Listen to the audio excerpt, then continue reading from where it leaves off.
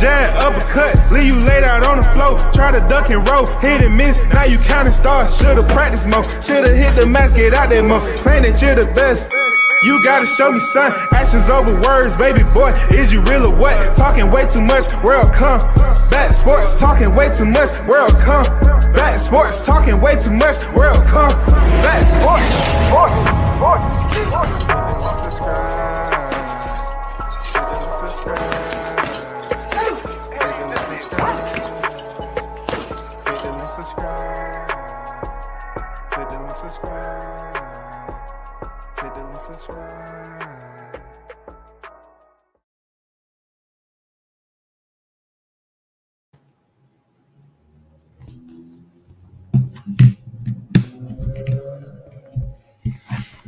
What's good, everyone? You're tuning in to World Combat Sports, man. It's fight night.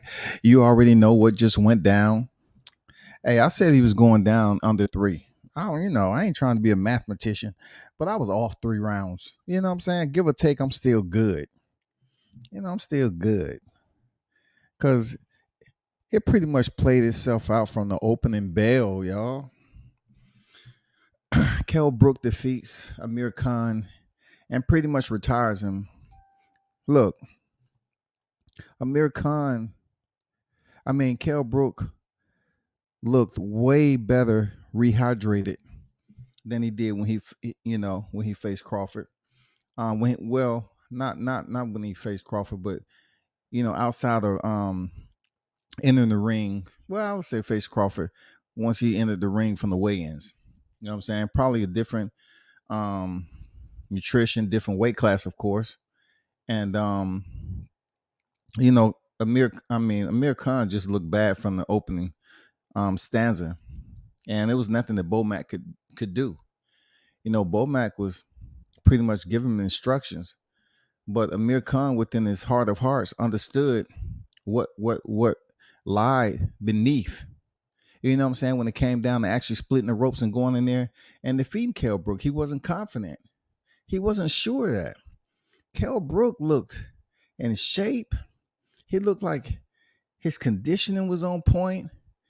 Amir Khan just didn't have a physical structure. Like, look, believe me, I'm not the one sitting up here saying, well, the fighter that looks the best is going. I'm not saying that. I'm saying between these two, Kell Brook looking phenomenal. He looked like the stronger fighter. And, shout out to the referee, because what he's seen through, 6 rounds, finally somebody had enough sense from his corner to throw in the towel and save that man. Both of these guys got paid pretty good. And, I appreciate the fact that it was a clean win. It was clean. Nobody's debating this. Ain't no way in hell anybody debating this shit. Nobody's debating. Nobody has any type of doubt. Boxing today over in the UK, it was pretty damn good. You know what I'm saying? To a point. The main event was pretty good while it lasted. I thought Brook was going to stop him in under 3. But he stopped him in 6. You know what I'm saying?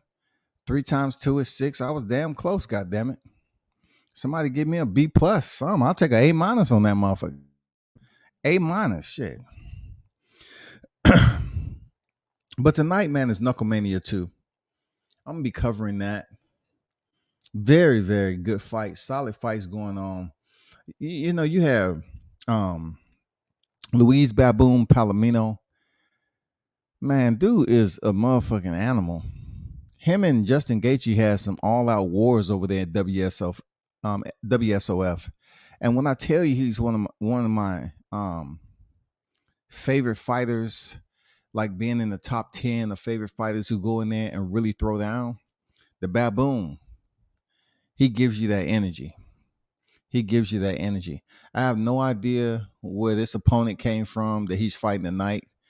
Not familiar with the guy. He looks very small and fragile. He has a height advantage, but man, Luis is a beast, dog. This dude is all about the fight game. He's all about goddamn causing mayhem when he goes in there, and it's gonna be a very good fight. Another fight that everybody's looking forward to. I'm gonna get the Mike Perry and Julian Lane, but they're looking forward to Christine Ferreira. Um, I've interviewed her several times, right? And she is one of the top female fighters in bare knuckle.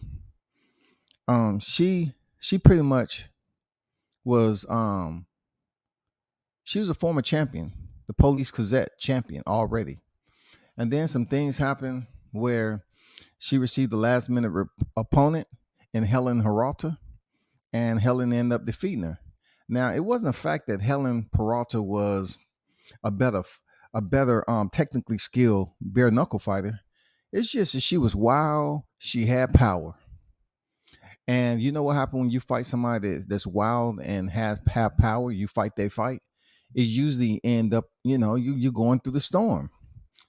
You're gonna go through the storm and you're gonna face that hell. And sometimes you get swept down the motherfucking river. And it was a tough fight for Christine. Now coming back, several months later, like years to be exact, she has the opportunity to not only go in here and fight for the flyweight Police Gazette belt, but she has the opportunity for the bare knuckle fighting championship, women's flyweight championship. The first time that they're gonna be able to fight for this title. So that's a damn good thing right there, man. That's a damn good opportunity for her to be the first. So she's going in there. Look, this story is freaking amazing, y'all. Christine Ferreira defeated Britain Hart their first outing in 2018. And she did something dirty in the second round. She let her hands go, landed a barrage of punches, and ended up cutting Britain's Hart's left eye. Fucked her up pretty good to the point where she wasn't able to continue. So over the time, they haven't really been able to link up again for another bare knuckle square off until now. And things have changed. I have interviewed Britain Hart before. She had went through a situation where her boyfriend at the time, they got into it when they was riding, alleged or whatever. They was in the vehicle riding, got into it, and somehow, some way, punches was exchanged or whatever. And he dumped her out, and she didn't know where she was or whatever. She wasn't unconscious or anything, so she had to walk to a house, knock on the door, ask for help to get back, to where, she lives. And it was just crazy. So, as time went on, of course, they broke up. And it's fighters, man. Everybody is different. So she's been on a winning streak, Britain Hart. And her fighting over there in bare knuckle, she ended up having a relationship with Joey Beltran. Joey Beltran had one of the most memorable heavyweight fights in bare knuckle fighting. Him and Tony Gonzalez. Oh my God, check that fight out, y'all. That shit, when you want to talk about Red Cross, you want to talk about two individuals that donated DNA for a lifetime. You want to look at Joey Beltran and Tony Gonzalez. That shit was brutal. That shit was absolutely gore. They took a crimson bath that night, people. That shit was brutal. But somehow, some way along the lines, man, it happens a lot in sports or whatever. Britain Hart met Joey Beltran and they end up dating. And from my understanding, they married now. So congratulations to Britain Hart. So she's been on winning streak. And of course, her husband is a fighter. And I'm pretty sure he's been training her and teaching her some things. One thing I can say about Christine Ferreira is that she is one of the only fighters you'll find that really puts up her training. She'll put it online. She'll put it on Facebook. She'll put up on IG. She put her training up there, and she's trained with some of the best. You know what I'm saying? She trains her ass off, man. Like she said, she eats, sleeps, and train freaking fighting. And I think she's married now. I think she's married to her wife, Christine Ferreira. I think so. I forgot what she said on the interview, because I know at the time that I interviewed her the first time, I think it was just dating, but they may be married right now. Yeah, this fight card is gonna be crazy. King Mitch on deck. What's good? Chocolate brownies. Trick Noti. What's good there, Trick? How you feeling, bro? I can't see Amir Khan beating any welterweight at this point. Maybe Chris Algieri. Hey, man. You know, we just seen from the opening bell. We know what it was already. You know what I'm saying? The chin. Hey, Mitch. The chin was on the wall already. You know what I'm saying? The chin was on the wall. Hey, Trick, was it you that told me a while back that you had spoke to Reggie Strickland? You know, I was on the line. I was on the live the other day, and I just had to think back to a conversation we had. I thought you had said that you had spoken to Reggie Strickland, because I was just talking about, we was on here talking about how many losses, that he had over a period of time. For him to be able to contend with 363 fights and have that many losses, you know what I'm saying? They have a 3.86 knockout ratio. You know what I'm saying? That was crazy. Like, he's like a boxing legend for the wrong reason. It's wild. Hey, Kell Brook should have celebrated. Look, bro, them two cats are from the same place. They see each other. They know each other. They're in the same occupation. And I believe Kell Brook when he said that Amir Khan always looked down on him and never gave him credit for his career. But tonight, Amir Khan looked great. Not only did he look great aesthetically, he looked great as far as taking his time, not punching himself out, and landing the right blows to slowly break Khan down. But his chin was on the wall, bro. That's my new saying. Your chin is on the wall already. God damn it. That shit was pinned to the wall before the bell even opened. And they was over there asking Bomac, you want to put Khan's chin back on before the opening bell? No, he got his mouthpiece on. He's good. He got his mouthpiece. Don't worry about his chin. Gotta leave his chin on the wall, god damn it. King Chick at this point, Katie Taylor stops him. Trick, I wouldn't go that far. I wouldn't go that far to say Katie Taylor of all people. I wouldn't go that far. You know what I'm saying? I mean, I wouldn't go that far. Next they're gonna be saying Carissa Shields. I wouldn't go that far. Hell no, shawty. I just think Amir Khan, you have to look at rounds 3, 4, 5. He took some pretty decent punches, Amir Khan. He took some pretty decent punches, bro. How many times did he touch the canvas? So you have to look at that shit, right? He was hurt, but that goes to show you the type of fight camp he had with Team Crawford. You know what I'm saying? Over there at Bomac. He was in good condition. For real. He was in great condition, man. He did what he had to do. But how many times he was on the canvas? You have to say to yourself, how many times was Khan on the canvas, bro? Yeah, I got Khan whooping Katie Taylor easy. Easy. She can't deal with that hand speed. First of all, that blitz, she's gonna be in trouble. You know what I'm saying? Punch. One thing about Khan, he can punch on the move. So she wouldn't be able to deal with that shit.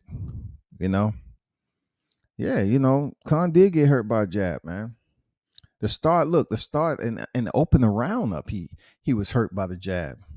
So that just goes to show you, like, his chin doesn't get stronger. as the fight go along. In this particular case, it didn't get stronger. I thought he would weather the storm though, and give a good account of himself mid fight, but I don't know, man. Like, I'm not gonna knock his team for throwing in the towel because Khan had been struggling the whole fight. First of all, he came in the fight like he had bathed in goddamn ramen noodle, goddamn bath water. Like most people, take ice baths or whatever. It's almost like they put him in an oriental freaking salt bath with ramen noodle mix. You know what I'm saying? Or something. Because he came in that motherfucker, his legs was just noodle city. Noodle doodle, noodle doodle. I was like, he came in that motherfucker looking like Alexander Povetkin in the rematch against Dillian White. Noodle doodle, doodle noodle. What the hell, dog? They're up there giving Amir Khan this drink. Come out, drink this tea. Amir Khan drunk that shit. No, it tastes like shrimp and beef, motherfucking ramen noodle. Well, that's what it is. We didn't want to tell you, but go ahead and drink it all down now. That's going to help filter the remaining fragments that you have from sparring in this fight camp out of your chin area and prepare you to stay on your feet against Kell Brook. Now, don't question the method to the madness. Just do it, Khan. Stop fucking around. Just do it now. He helped him out though. Real talk. He was on wobbly legs, but man, he never touched the canvas though. Shout out to Khan. You know what I'm saying? But congratulations to Kell Brook. Shout out to Khan for taking some punches, being hurt, but not being stretched. You know what I'm saying? He wasn't stretched. But Kell Brook did beat him down though. I thought they threw in the towel though. I thought the commentator said the corner threw in the towel. That's what I know for a fact that I heard. I know for a fact that's what happened. Let me try to tell me. Trying to tell me that no, the referee stopped it, but the referee can stop the fight when the corner throw in the towel, just like they did Wilder and everybody else, man. I'm about to find out right now. No.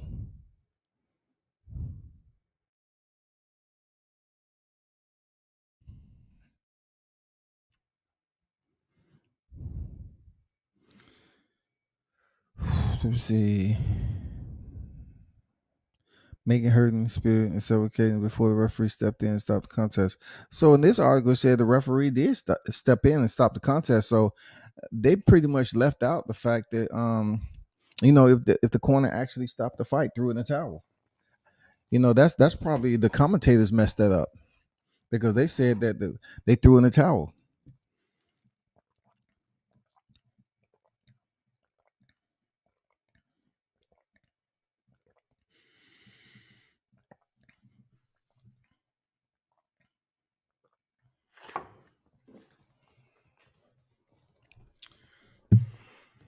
Hold on for a second.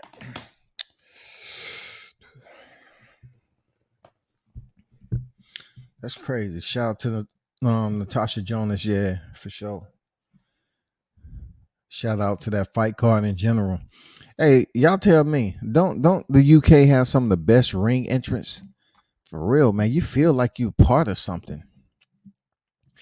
I know they love pyrotechnics. I think they should use it more in the US, no matter.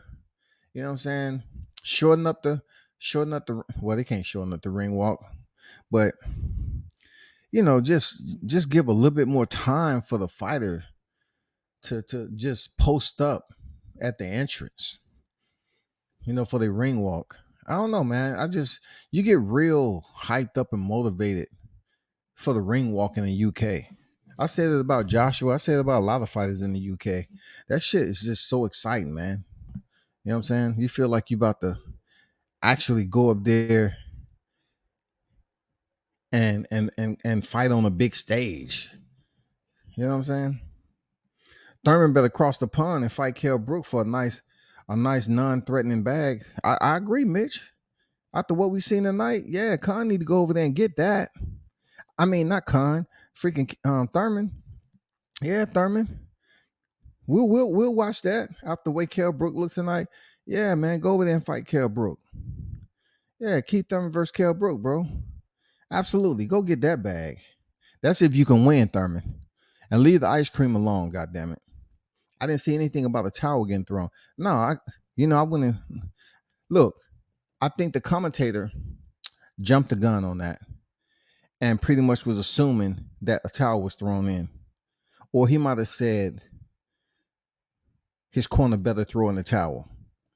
But after reading the article, it basically said that the referee stepped in and gave him the nonverbal cancellation. You're done, buddy. Good night. Someone go back there and cut on the showers. It's over. Period. And you know what? Khan should retire.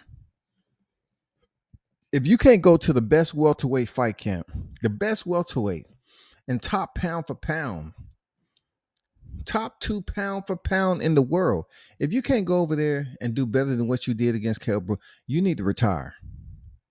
Seriously. But hey, Mitch, look at it this way. AB need an opponent. Adrian Broner need an opponent. Let's put Adrian Broner in there with Amir Khan. That shit will sell. AB might be able to catch him, man. You know what I'm saying? He might be able to catch him. If we sing the same choir music. If he let his hands go, let his hands go. If he let his hands go, ooh, let his hands go. If Adrian Broner let his hands go, shout it, he might be able to put Khan on his damn breastplate, man. But we don't know. You know, Khan looked bad against Brook, and then he might shine against Broner. I don't know, dog. I don't know. Shouty, for real. I can't tell you.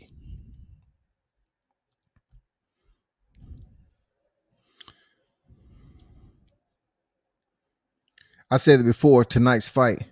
The best option for Thurman is the winner. He needs to fight before trying to get a title shot. I would like to see, since you mentioned it, I would like to see Thurman versus Kell Brook. Why not? Let me see what Breeden Hart's talking about right now.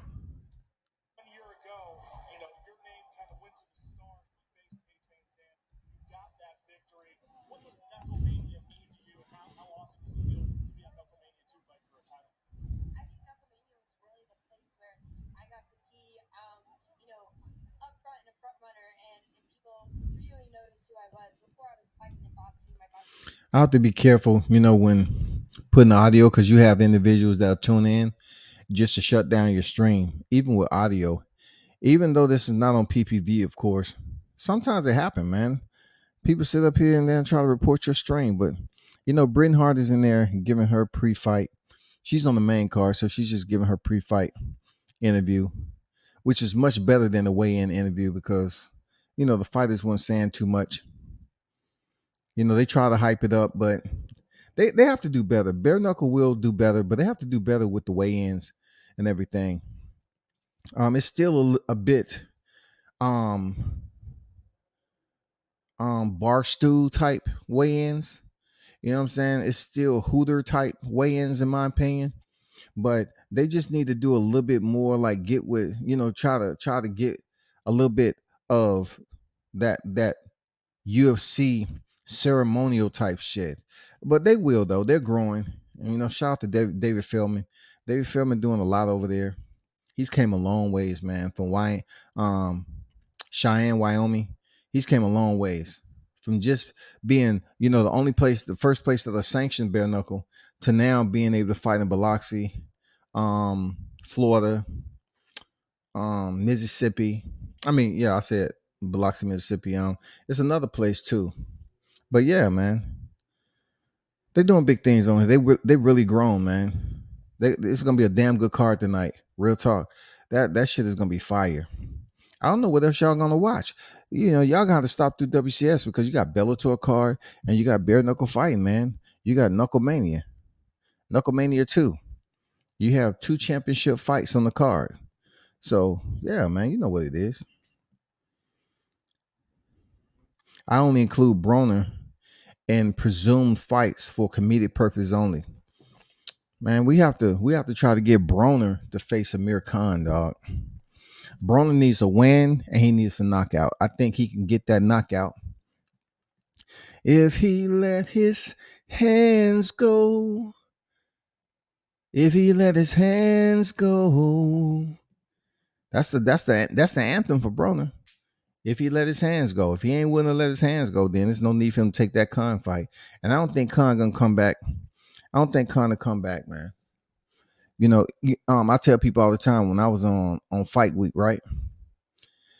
With Terrence Crawford and Amir Khan. Amir Khan wasn't even in the fighter's hotel, bro. No one seen Amir Khan into the weigh-ins, man. This dude didn't come out. He didn't say anything.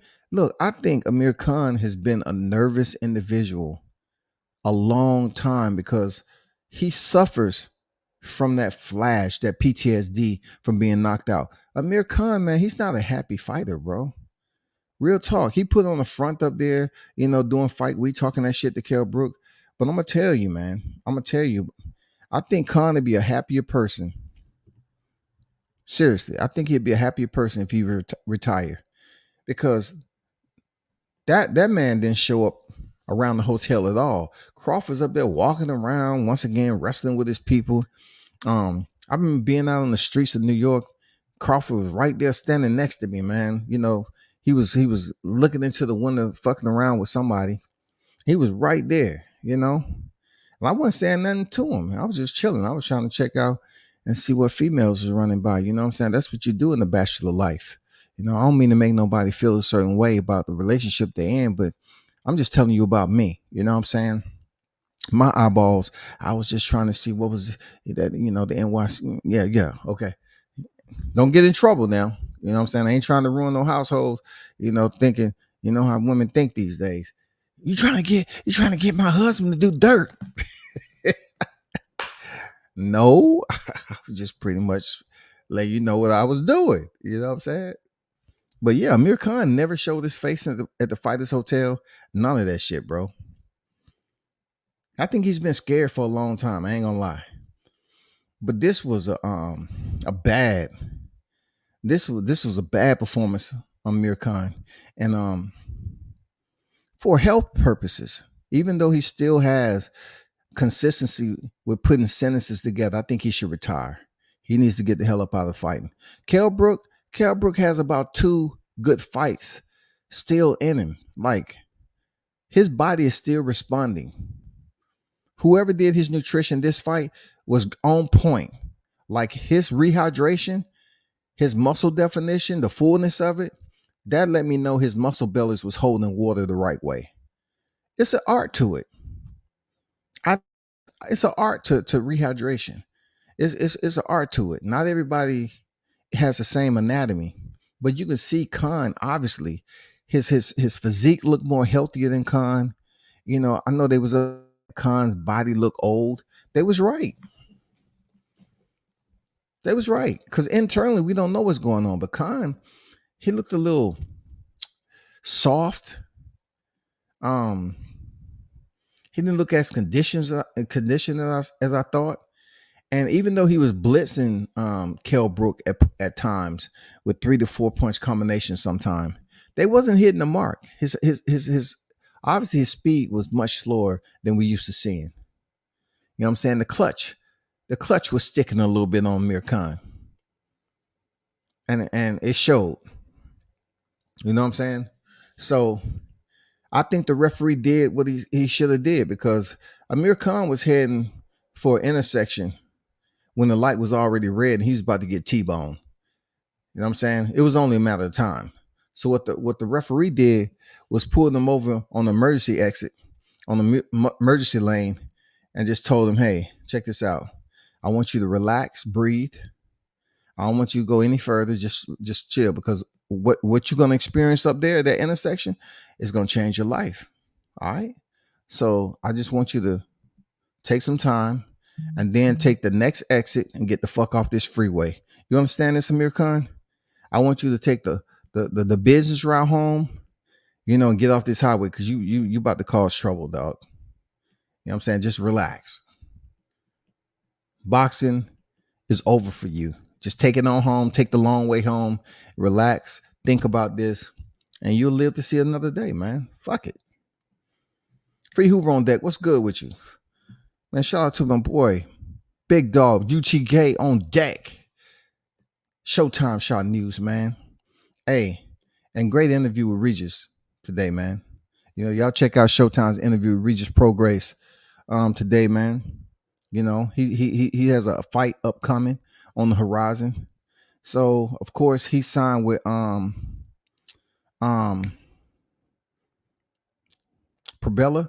Is that what it's called? Probella? So they pretty much promised him a multi-fight deal to include a championship fight in there. So hopefully we won't get another Terrence Crawford replay. But for Regis, he made it clear that he has no intention of moving up to 47 anytime soon. And he would definitely like another shot at Josh Taylor. But shout out to Showtime for getting that drop, man. Ice drops are always nice.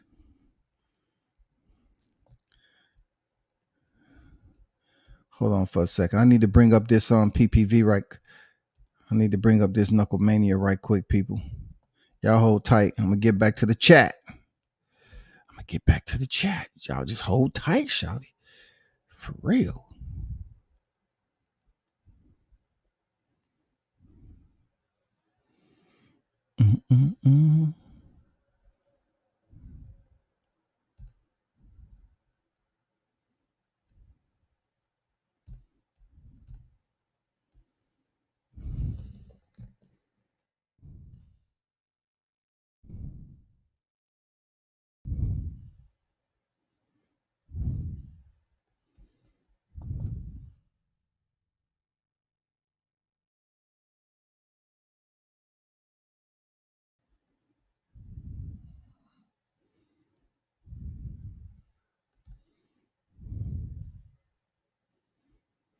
Hold on for a second.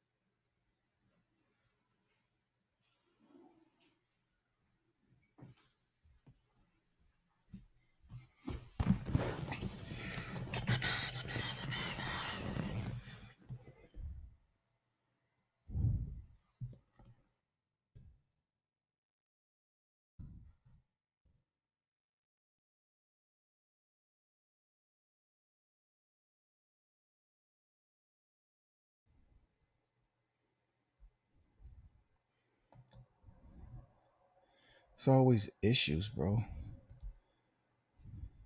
So they're about to start the main card, from my understanding. Let me get back to the chat, though. Amir Khan took an ass whooping. Kell Brook steamrolled him. He gave him the business. You remember they used to say he gave him the business. And look, he didn't even wear a suit and tie with that shit, dog. He wore trunks and shoes and goddamn a set of gloves, and gave Amir Khan the business. He should retire. TMT will fuck around and send Tank Davis over there to fight Brook. Drain Brook down to 147, and Tank whoops him. We know TMT will come get you after a big win, but he doesn't have a title or anything, bro. He doesn't. I mean, what is it? What's the benefit in all that? Just like I understand what you're saying about TMT being scavengers, so to speak. They absolutely spread their wings over the carcass. Absolutely, that's TMT. They will fly over that motherfucker, goddamn, just soaring and soaring. Then they go down, and the first thing they eat, if you know your wildlife, TMT try to go straight for the eyeballs. Shit, shit, man, you right. Absolutely, absolutely.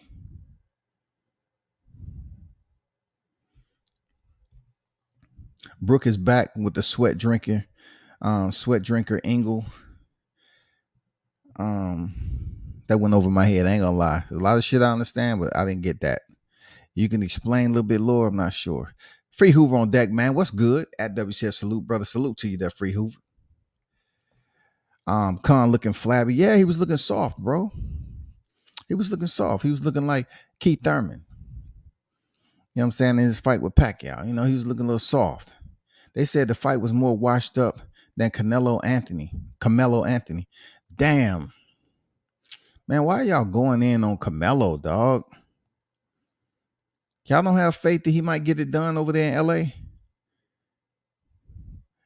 Come on, man. Give that man a pass. He got them fucked up, being with one of the finest women in the game, La. Damn. Still him gave me a call back. I'm trying to find out what's going on with La because she's single now. It wouldn't be anything I can do for La because how La is high maintenance. That's a beautiful woman right there. I ain't gonna lie. That's a beautiful woman. Once again, I'm not trying to break up anybody talking about women on here because I know a lot of y'all locked down right now. You know what I'm saying? Y'all can't talk that. You know what I'm saying? Y'all that locked down. Come on, Hoover. Not Mello. At least Mello Hall of Fame. Man, Mello need that chip, dog. And that fight felt like an exhibition. You know who I don't want to see right now? I'm gonna tell you. Ever since he wore that motherfucking goddamn that pleated skirt with some knee high, pantyhose and shit, or whatever he had on, this dude has been off the rocker, man. He's been garbage. Russell Westbrook is a damn good player, but man, ever since he wore that dress and sold his soul and goddamn crossed over to the dark side, man, that motherfucker haven't been the same since. Fuck Conor Ben. Brook should fight Josh Taylor after he beats Cataract. Well, Jack Catterall does have the next goal. And why would Conor Ben drop down to 40 when he's fighting at 47? Why would he do that? Conor Ben is at 47, bro. At Hoover, not if you were Amir Khan. To Khan shit felt like three motherfuckers jumping him. Yeah, Khan was in a bad place, man. But once again, y'all have to understand. Y'all have to show some dignity and respect and some and understand that Khan did not face a knockdown. You have to give that man his flowers. Even though those the petals are freaking withered, you have to give him his flowers. Even though they're plastic flowers, you still have to give him his flowers. He didn't touch the canvas, bro, in a knockout. You got to give him his flowers, dog. No, Kell Chapo should pump the brakes on Ben. UK hype. Conor Ben is at 47. I don't know what division, unless he changed overnight, but Josh Taylor is not in 47, nor have I heard him fighting at 47 right now. Just like Regis. Regis ain't trying to go to 47 right now. He's not.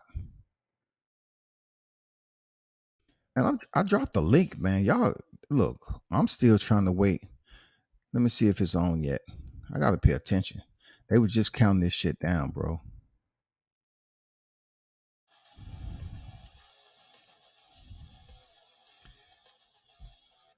Got to make sure I keep that audio off because people be dry snitching up here and trying to get your live shut down and shit. Thurman versus Brook. Yeah, I like that shit, bro. I like that. Thurman versus Brook. Hell yeah. Shit, TMT will get Tank versus Brook for a vacant Intercontinental NABO title. Well, he can have that. Okay, let's just say it's an Intercontinental NABO. Still not a world title though. It would not give Tank his fourth division. It won't. Nobody recognized that Intercontinental NABO title. Like it's a secondary, title. That's all. You know what I'm saying? That's all it is. Josh Taylor's moving up. Josh Taylor's moving up after he beat Cataracts. That's why I said Brook should fight him next. What's going on, Mitch? What's up with you? Combat, what it do? What's happening, big homie? I'm chilling, man. How you feeling, bro? Man, I'm all right. I'm all right. I figured I'd hop on. You know what I'm saying? You dropped the link and shit, so you know. Were you in the corner of Amir Khan tonight, or I'm just trying to find out. Like you be talking a lot of shit in the live chat, so I'm trying to put some blame on somebody, dog. If I was in the corner, I'd have been over there with them chocolate brownies, man. No, man, you can't betray. Who paid your way down to the ring? They paid your flight, everything, dog. You got to stick with the team you came in with. I got no trust, no faith, no belief in Amir Khan ever. Man, his chin. Oh my God, man, I was feeling bad for dog. First round, you get hurt. Shit, you done, bro. Yeah, I mean, I ain't give a fuck about the fight, but it's boxing and it's two known guys, so I was like, fuck it. And last time I was on the panel, you asked me how I felt about the fight. I'm like, I don't give a fuck, but you never know because both of them really, they really not in their prime anymore. They both been whooped on a few times, so it's like, I just always thought that Brook was the bigger, stronger guy, and Amir Khan, he got fast hands, but his legs ain't really there no more. And if you're gonna beat Kell Brook, you just gotta hit him hard. And I didn't see Khan being able to do that. You know what I'm saying? I don't think he had the confidence, bro. I don't think Khan had the confidence to go in there and stand close to the Brook like that, because even though he did flurry sometimes when he was blitzing, not hardly any of that shots, that barrage of punches that he threw landed. Give it up to Brook for using defense, man. Like his defense was okay. Yeah, I think we figured out why Amir Khan really never really wanted that fight. You know what I'm saying?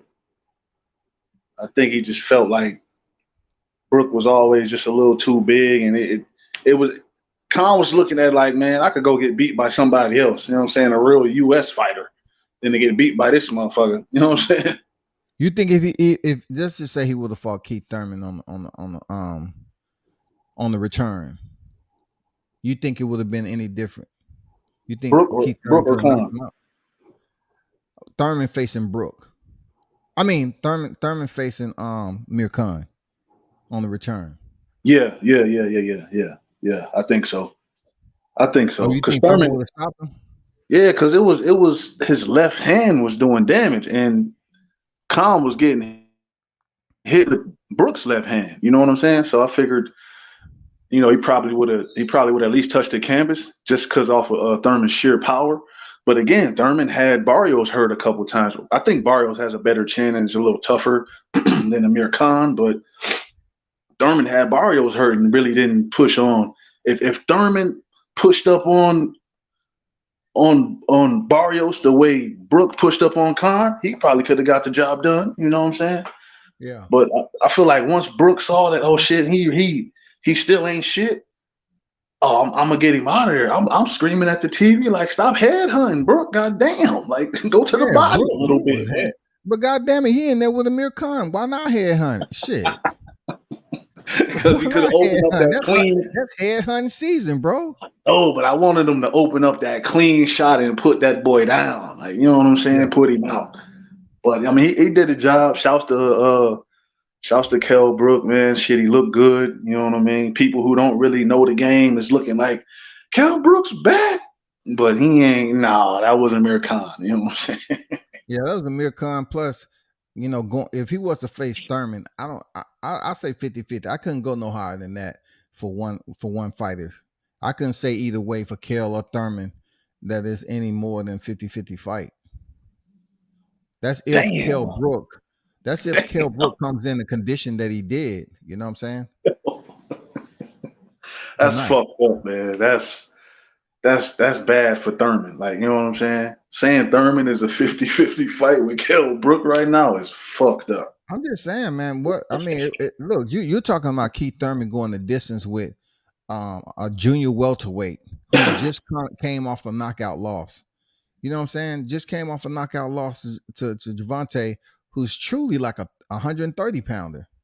So you go in there with a true, we're talking about probably a super welterweight fighter. Brook looked bigger than Khan tonight, bro. Hey, look, I understand where you're going, but Thurman didn't lose a round. You know what I'm saying? Yeah, I get it. To say that Thurman's 50-50 with Brook right now is, man, that's not saying a lot about Thurman. I agree, man. I'm trying to get on, I'm trying to tag along on the Thurman bandwagon a little bit. You know what I'm saying? I'm trying to, but I don't know, man. Motherfucker was eating ice cream before Pacquiao. And then, he took 2 years off to come back and go the distance with a junior welterweight. Yeah, I don't know. You can't sit up here and just raise his stock through the roof with that shit.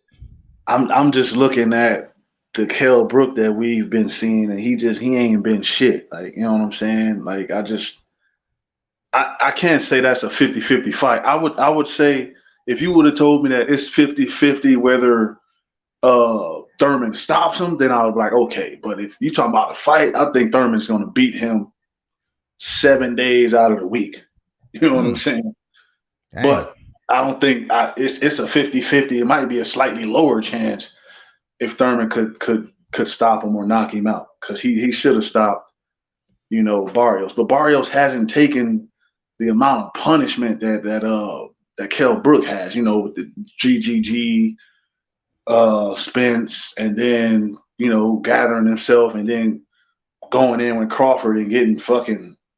He looked like he had just woke up. Like off, like when the plane hit turbulence and you just wake up, like you don't know what's happening. That's how he looked. Yeah. Bro. He was like, "What the fuck?" Yeah, he was like, "Am I the fight? Is that Crawford over there? The fuck I'm doing in the ring?" Like, he was blinking and shit. I was like, "Yo, this kid's fucked up, man." See, if Crawford was a little bit lighter than that, he could have switched places with Khan. Real talk. But that's asking a lot. Amir Khan and Terrence, that's asking a lot. You know what I'm saying? But it's wild because Crawford never got the opportunity to face Khan, and he did. He fought Khan.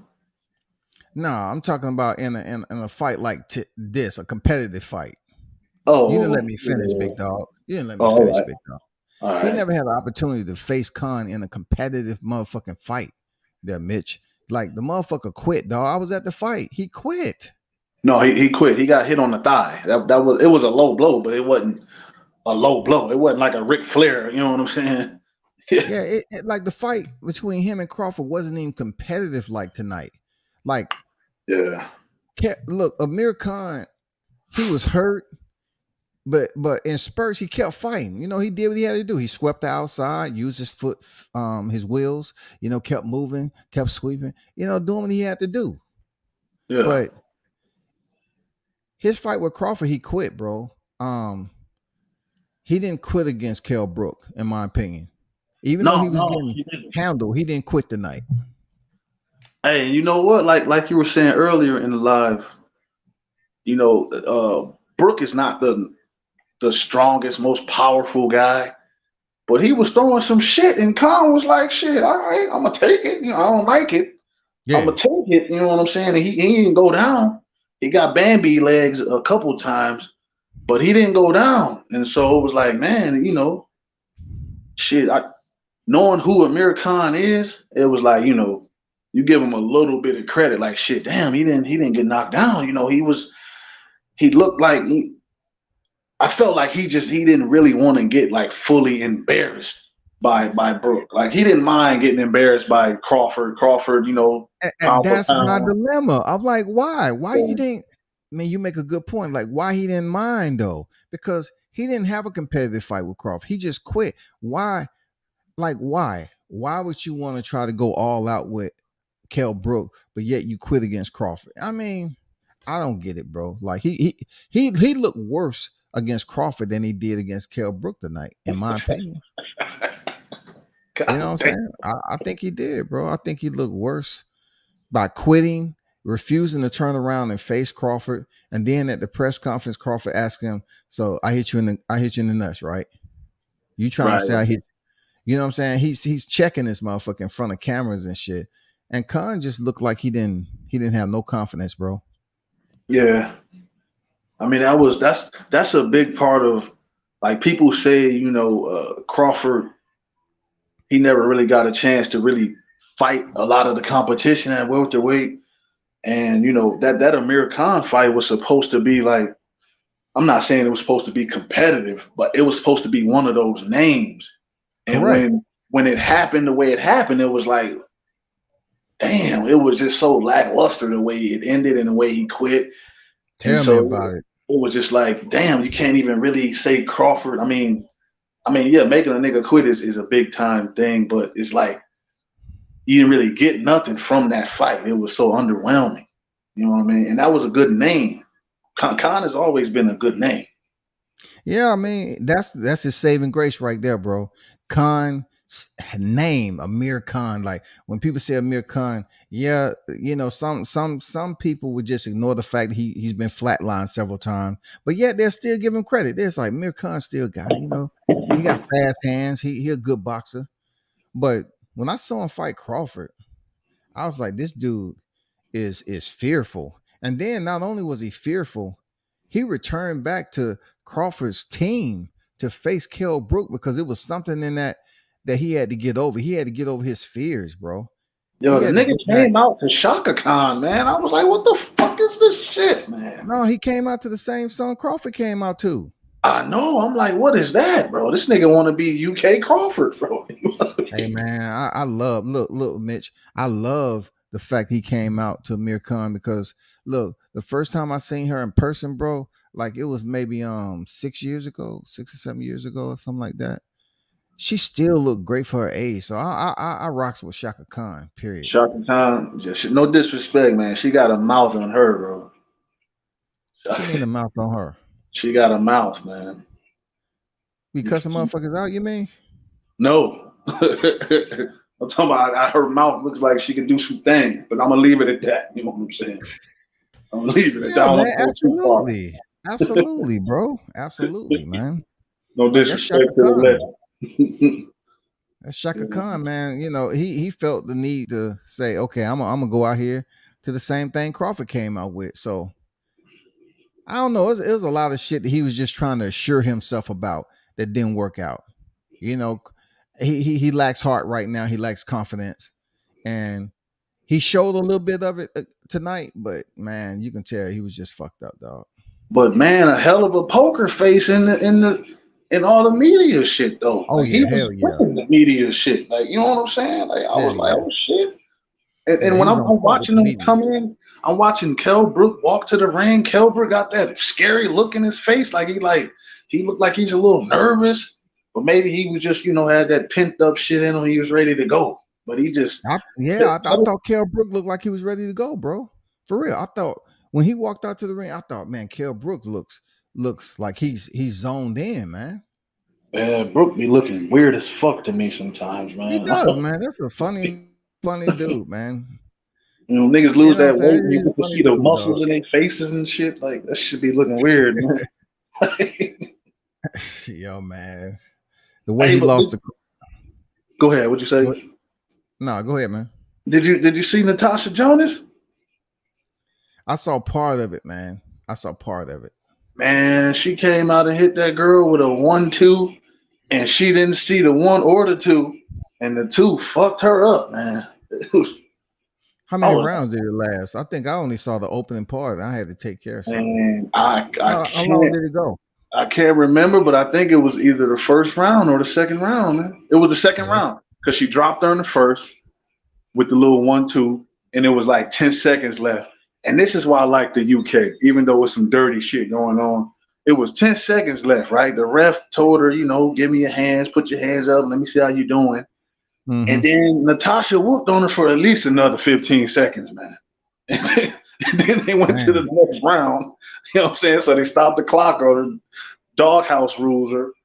Come out Yeah, the second doghouse round. rules. Yeah. You know what I'm saying? Cut the clock off on her ass. And then second round, she came out and dropped her. And her corner tried to call a fight, but he stepped back down. And the next thing you know, she whooping her, and then the ref stopped it. So I was like, man, she looking good. I think it was at 154, but was it for a world title or? I'm not sure, man. I'm gonna be honest. I wasn't really paying attention to that particular fight. Because they said it was for her first time winning a championship because Natasha Jonas hasn't won before a championship. So that was her first championship. Fight? Wow. Yeah. It was some vacant belt. So I'm trying to figure out because, you know, there's a lot of vacant belts in the women's division. Yeah, that'd be good for Guo. You know what I'm saying? I don't think Natasha would try to fight Guo though at 54. I mean, look, they need to recycle opponents just like, you know, UFC do. You know, they might have some fighters that lose, but yet they still give them a shot at the champ. But in the women's division, what can we expect though? Because right now, we might see some potentials out there to fight Carissa, but knowing damn well they step in there, it's gonna be, you know, one of those lopsided fights for Shields again. You know what I'm saying? Yeah, like, she's good, man. But I don't see her like. Of course, these women are intimidated by her because they know they're not going to win. But I don't think they fear being knocked the fuck out. You know what I'm saying? So I think a lot of these girls will actually get in with her. You know what I'm saying? As opposed to like, you know, if they can catch her. Fighters. Yeah, the male fighters, they ain't having that shit. They not taking no risk like that. But the females, you're like, shit, they get in there, especially with Brook. Like to be such a high level fighter that she is, nobody's really afraid that she's gonna just knock them out and do them dirty. You know what I'm saying? So I think she has the ability to get some of these fights. You know what I'm saying? Jonas would be a good fight for her, especially she over there working now. You know what I'm saying? That'll be a good one for her. I'd rather see her. She already has a title at 54, don't she? Shields. She unified at 68, 60, and 54. Yeah, she got a couple of belts at 154 right now, I think. Yeah, so I'm like, I know what you're talking about. It'd be good, but unless she's just gonna stack championships, you know, stack belts, I would think at this point she's a 3-division champion. She need to try to go for, you know, one more division that she can, you know, become a 4-division champion or something like that. But what I just say Jonas because she's a really solid name over there, and I think at this point Shields just needs names. You know what I'm saying? It'll be good to get some UK names, but to respond to you, like where do you think she can go? What division you think she can go? Because she's been a little reluctant to drop down to 47. You know what I'm saying? She need to go up to where she was fighting in the AMs. Go up to damn you know, the heavyweight of the light heavy. Ooh. I mean, she you know, it's scarce up there, so she might be able to slide in and get a title, get another division. But the champion at 168 is Franchon Cruz's own. She already defeated her. No, I'm saying, but Shields already got the 168 division though, right? Correct. So you talking 175? Yeah. Because look, Shields said she didn't want to lose her ass, man, moving down to 47. She did. She got enough ass to lose, man. She got enough to lose. It'll come right back. It'll come. That's what I'm saying. It'll come right back. Like, what you worried about? What you worried about? You good. Go get those titles, man. So unified champion at 47. You know I think she'll beat the shit out of McCaskill too. Hell yeah, she'll beat the shit out of McCaskill, man. It'll be a more competitive fight than people think, cause just because the style, right? Because the style. Yeah, the style. We're talking once again. We got to go. I always got to take it back to, you know, the Vernon Forrest, Ricardo Mayorga type shit. You know what I'm saying? Like, we all know McCaskill is wild as shit. Yeah. And Carissa is a bit more technically sound, so it'll be one of those deals, man. Yeah, I and mean, drain it down like that, you would have to consider a little something. You know what I mean? yeah, we don't know how strong Carissa's gonna be at that weight, and she only has two knockouts to her resume. So Yeah. I don't know. It's not like McCaskill is knocking motherfuckers out like that, but I mean the caliber of Carissa or whatever Right, is right. really, you can't put the bar on them because the women's division is not that deep, but it'll be a damn good fight. Plus, I think with Carissa's where she signed at right now, she can get paid pretty heavy bag with that shit. We're stepping in Yeah, there with McCaskill. yeah, yeah. And McCaskill was looking. Last Ooh, time did she you was on see her cue, though? man, Did she you was. I was see like, her? that's McCaskill. Damn, Man, I was looking like, ooh, shit. for She, real. she all right over there. I goddamn went and purchased me some mitts, and I was about to get on the plane. Goddamn, I said I'm about to become a trainer. I'm about to go over there and be her trainer or something. Shit. Hey, look, she was a snack. She was a snack up there. She was commentating. That was the last time I saw her. She was commentating. I was like, ooh, okay. They act like you can't give compliments to these female fighters like it's disrespectful. Like Bumgardner. I say, man, if you don't get out of here, Bumgardner, man, she fine as hell, man. Yeah, yeah. They looking at him like, look, they looking rough with the cornrows because they got to fight like that. But shit, real nigga can see the beauty in that. You know what I'm saying? Real nigga. I mean, Absolutely. Absolutely. A real one to see it, and that's what he loved the most. You know what I'm yeah, saying? Not all this filter shit. And motherfucker got 20 different filters on their phone. Come on, yeah, meet me at the local mall, and you walking back and you walking back and forth past a motherfucker. You say, man, damn, this is a spot she said. It's me. No, it ain't you, goddamn it. This ain't you. It is. no. Word, Man. bitch, what you look like on the wake up, bitch. You know what I'm saying? Yeah, on the wake up, we What gotta you be look able to like have on some the wake survival points with that shit. up? Yeah. Man, but at least you know, much as I don't even want to mention this shit, at least we got Shakur Stevenson Valdez on the horizon. You know what I'm saying? Yeah, And did they get an actual date yet? They got one? I'm just saying on the horizon because it's really not a set in stone, you know, where it's gonna take place at and shit, but yet it's signed. So the fight's gonna happen. Okay, You know what okay. I'm saying? The fight's gonna happen. And then, you know, what's your take, man? I know you was going in on the chat. Well, what's your take? Do you think Team Haney overpriced themselves, or do you believe Cambosis is just, you know, going with Lomachenko because he's a lot more user friendly and he's willing to sign a 2-fight deal so you know Cambosis can get paid twice? Because I'm thinking Team Haney is like, nah, we want one fight and out, and Cambosis want a 2-fight deal so he can pick up 2 checks. You know what I'm saying? Yeah, I So mean, it's so many twists and turns in this shit, man. I I'm sure that Haney and them really not trying to do a 2-fight deal, which, but to me, that it don't really. I don't see why they wouldn't want to though, because you're gonna win. You know what I'm saying? So you might as well take a 2-fight deal. But at the same time, if you take a 2-fight deal, the next fight, sometimes there's stipulations on the purse. You know what I'm saying? You can make for the yeah, next fight and all types of shit like that. So it's a lot of stuff that a nigga who really follows this shit, you can kind of understand some of this stuff. But I feel like from the beginning, DeBella really wasn't never paying Haney no real attention. Like, you know what I'm saying? Like the night the kid Gamboa won, one of the first statements DeBella said was, "Look, we ain't got to do shit as it mm-hmm, pertains to Haney." Like, you know what I'm saying? He was mm-hmm, just letting it be known right away, because the pressure was Haney, Haney, Haney. The same with how they were on Tiafimo. So the yeah, pressure was Haney, Haney, Haney, and DeBella came out.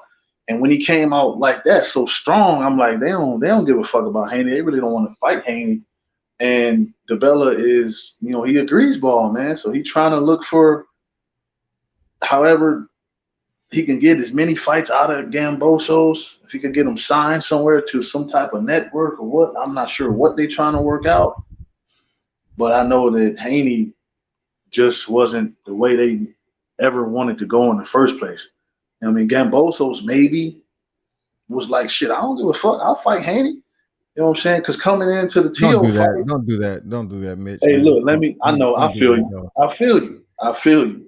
But That coming nigga into been the, talking bullshit in the media, dog. He ain't gave me no indication that he's like, hey, the Bella, I really want to fight Haney, man. No, I don't see that, bro. I don't think he's this boss that he says he is. I don't think Gambosos has any weight to really throw around nowhere. You know what I'm saying? He might have felt like it when he first got them belts, but then he realized, oh shit, I ain't, I'm still tied into whatever I'm tied into. Bro, when So I talked to Peter Khan, right? I talked to him twice. Once down here in Atlanta, I talked to him in NYC. And I said, hey, you mind being interviewed? I want to ask you some information about Cambos. He said, no, I don't want to be interviewed, but I'll talk to you. All right, cool. off the So I record, asked him, yeah, off the record. I said, yeah. so I really want to know about, what's your projection? What's your targeted direction on who you trying to get for this next fight? And he said, we trying to go for the most money. All right. Mm-hmm. I said, all right, cool. When you say most money, who do you think is that selling point, that fighter? And he gave me the indication it was gonna be Lomachenko. You know what I'm saying? I think I mentioned that on one of my lives. Like he that's the indication he gave me. That was the Richard Comey and Lomachenko fight. Yeah, Main event. I remember you saying that. I remember you. Yeah. You know what I'm saying? So when he told me that, I kind of just had a release. I was like, well, I still want Haney to get it because it's not signed yet. I still want Haney to be the one to get the shot, but they seem to have a grudge or something against Bill, because it can't be Haney. Like, okay, Haney is the performer, he's the fighter. You can't say he's that bad. You can't, man. He's been to Linares, bro. He went in there with JoJo. You can't keep saying this man is bad to the point where you don't even want to give him a shot. Like, look Right. at Cambozo. Let's not act like Cambozo's a superstar because he defeated Tio. Right. Right. I mean, what brought Tio to the fame was the Nakatani, who was 18-0, and then Richard Comey, who was the champion. He stopped in 2 rounds, and then he Mm-hmm. got Lomachenko. So Mm-hmm. much different route. But for Cambosis, he was coming off split decision wins, bro. Yeah. Yeah. A lot of people like Selby too. Yeah, a lot of people like that. You know what I'm saying? Like, dude, you came off a split decision with Selby and Mickey Bay. So you wasn't a superstar going into that fight with Tio. You got the Right. job done. You beat him up. You had him leaking. But now, I don't know, man. Politics is just taking over this fight, man, in the lightweight division. It's taking over. I'm just right now, I'm ready to just, okay, announce the motherfucking fight. Who you fighting? Word. Word. And I'm with you, bro. I'm not trying to shoot Gambosos no bail, because like you said, initially he came in like, shit, I got these belts, I'm about to go to Vegas and see Haney, you know what I'm saying? So everybody was Yeah. like, oh shit, okay, all right, Gambosos dropping his nuts on these niggas, you know what I'm Yeah. saying?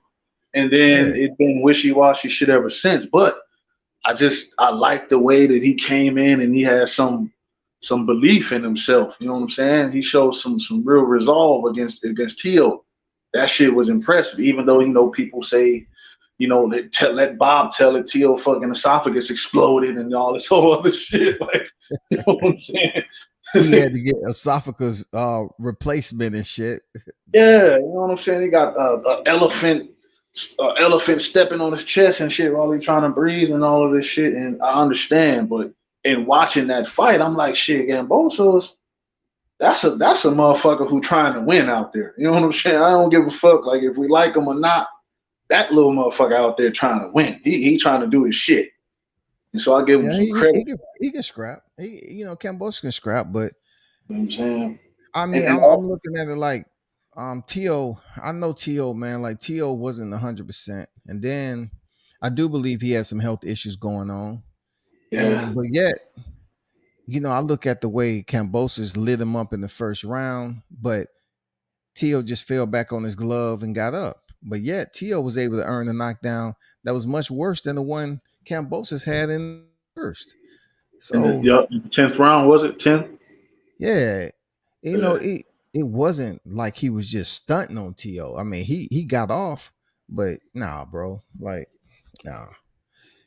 Who you gonna fight, bro? Either one. If it's Lomachenko or Devin Haney, I believe he loses. But that's the thing. I'm looking at it like when I'm looking at the matchups and how it all looks. Of course, Ryan Garcia. I hate to even mention his chump but the boxing game puts him there. Like I have no high regards for this little guy Ryan Garcia, but the boxing game, the fighters, the promoters, they seem to put him up there. So I gotta mention him. I think he would probably be the easiest fight for Gamboso. You know what I'm saying?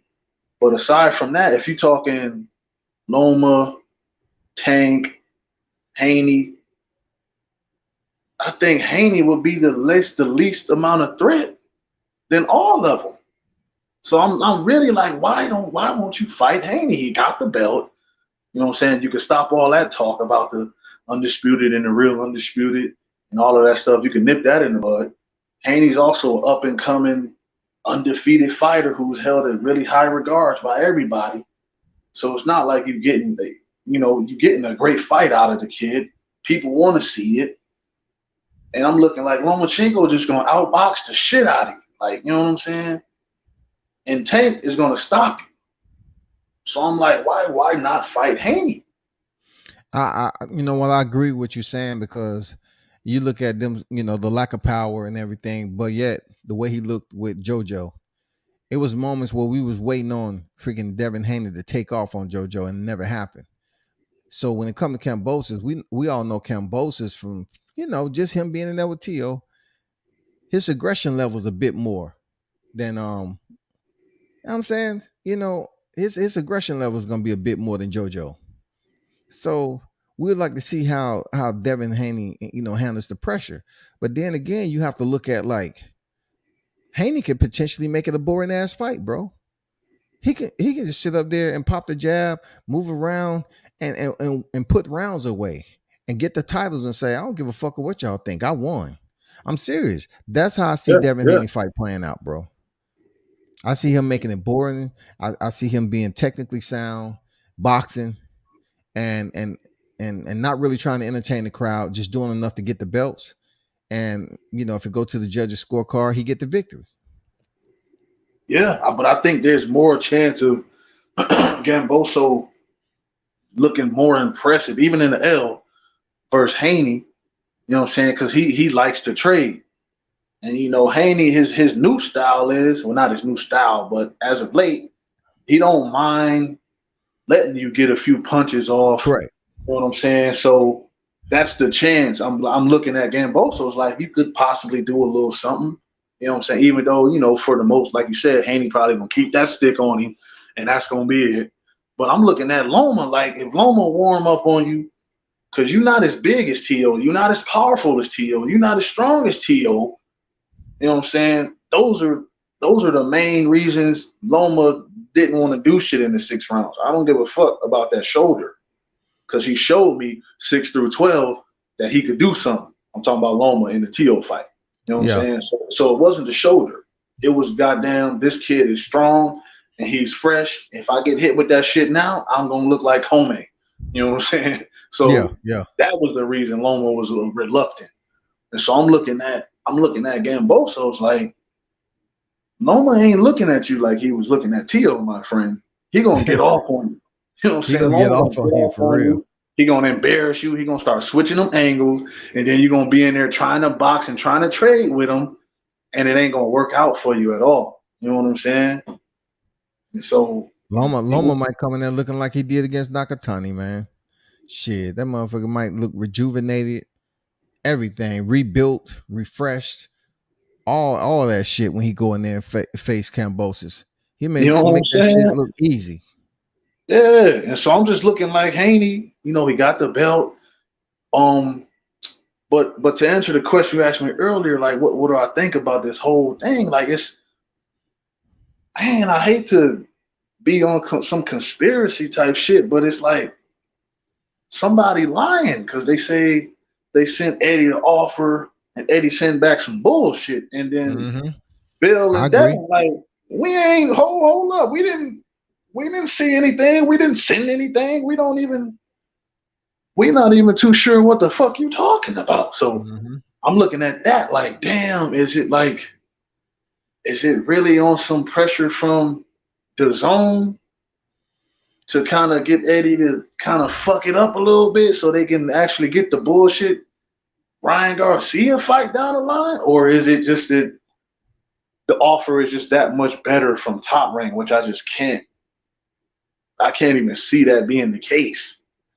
But then again, Top Rank has Loma. Everybody feels like Loma's going to win, so they probably would put a little money in that bank. But it's like I can't see Top Rank outbidding the zone. You know what I'm saying? But then again, let fat ass Dan Raphael and all these other people tell it. The zone really don't give a fuck about if Haney gets the fight. They would prefer Ryan. So it's like this is Yeah, awesome bullshit. they definitely would refer Ryan. You know, it's just the little gullible, childish it factor that Ryan Garcia has, and then with the Haneys, I said this a while ago. When Bill was, feeling some type of way about me or whatever, that I was criticizing them for saying it's gonna take more than IG. For you to win the fans over. It's gonna take more than you showing your material possessions that which you earn. You earn the shit. But for your fans though, they don't know a way to connect with you. Like they know a way to connect with Ryan because he out here making videos. He's making flash videos. He's showing his goofy side. And he has, the younger women that's tuned in to him. The man's, per the number display, he has millions of IG followers. But with Haney, don't nobody really know him like on the goofy side or connecting, or they just know he up here. He is who he is. He has a name. You know, um, I think Mauricio Suleiman has just made a mockery of Devin Haney's belt, bro. And they made a Man, mockery of that shit, dog. Suleiman, this is all his doing, man. He put a lot of mud and shit and piss and throw up in the water, man. You know what I'm saying? It's all I'm just Suleiman's kind of doing. ready for this to get over. Like for us to come up with a solution for where Haney's gonna go. So I'm looking at it like this. So if Lomachenko is the next one, they get 2 fights. I just think they should vacate that WBC belt and hit 140. Because if you stay there longer, it's more embarrassment. It's more embarrassment. And people are gonna start saying, you know what? They desperate now. They desperate. Because of what I heard, they wanted, for what I heard, they wanted like 4 million. Man, Rick Glazier just pulled that number out his ass, man. No, he's not the only one who told me. Okay. No, he's not the only one who told me. Somebody else told me that they wanted a pretty good amount. That was around 4 million. So I have Bill Haney's number, but it's not somebody I'm going to continue to call and they don't pick up. Because the first time I tried to support Haney, I was told I was dick riding. So I said, fuck it. You know what I'm saying? I'm not gonna. I don't have nothing else to say, dog. You know what I'm saying? Like, come Yeah, on, bro. when you say they want this number, right? That's it. We'll just keep it at 4 mil because that's what you've been hearing and that's what you just said. Yeah, But that's it. It ain't coming from DeBella, is it? they the A side, bro. So the A side has to agree to the terms, especially the monetary terms, right? So they're sending Haney the offer, and you know what they said in the media, that DeBella said it was insulting, ridiculous, and preposterous on the offer that Eddie Hearns returned to him. That they sent So you back. got to think about what they return with for him to say it's preposterous. They got to come up. DeBella has to somehow, some way come up with that money. They're the A side. They're the A side, bro. They have to come up with accommodations.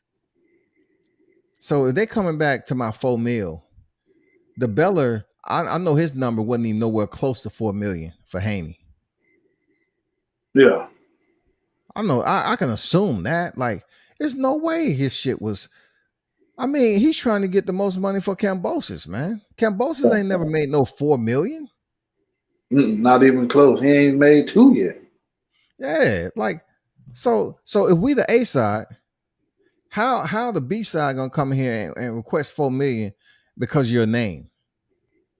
It don't work like that, man. You know, that shit don't work like that. And if that's what the Haneys are pulling behind the scene and the fight not being made, and then I go on TBV, they talking a whole different language to my, okay, we accept what you gave Lomachenko. No, that tells me that it's kind of making sense now that you received the offer, but you came back with something else. So if you get on TBV, you're basically saying, oh, we accept what Lomachenko is taking.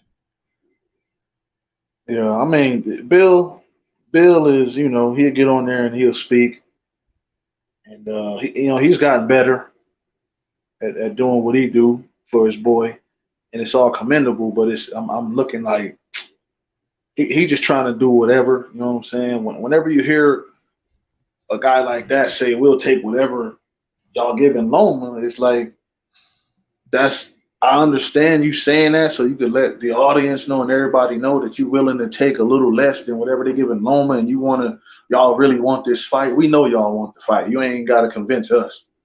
You know what I'm saying? Exactly. One thing we know is that, Haney, he wants to fight Gambosos. He wants to shot at all these belts. We know that.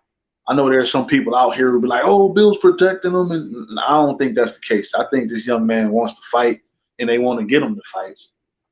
But I just think that you're going to have to make some type of sacrifice. Like, you're going to have to, and I hate to say that because, I want these young dudes to get their money because it's the fight game and it's nasty and dirty. So the least you can do is get your damn check. You know what I'm saying? But yeah, I mean, you're gonna have to get the fight made. If that's really what you want, you're gonna have to tell these motherfuckers you want considerably less than Loma to make the fight. You know what I'm saying?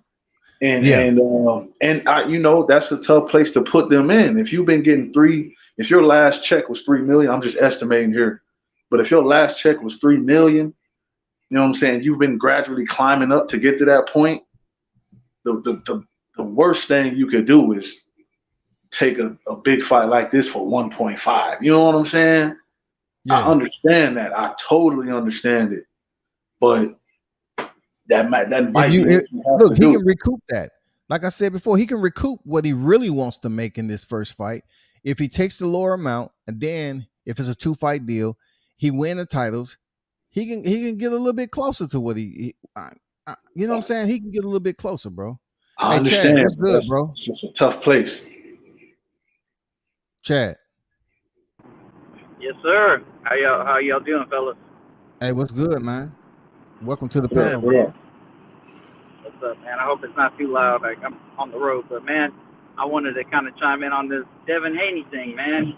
Last time I was on, man, I was defending Devin Haney and wanted him to get a chance and opportunity. Man, I think my guy priced himself out, man, and it's too little, too late, man. I don't want to hear much of anything from the Haneys right now. They shot themselves in the foot to get undisputed, what I thought was truly the undisputed, because Haney still has a belt. So, man, I'm just super disappointed about the fact that they went and on another show said, "Oh, we'll take the same offer Lomachenko took." Well, if that was the case, then why'd you overshoot?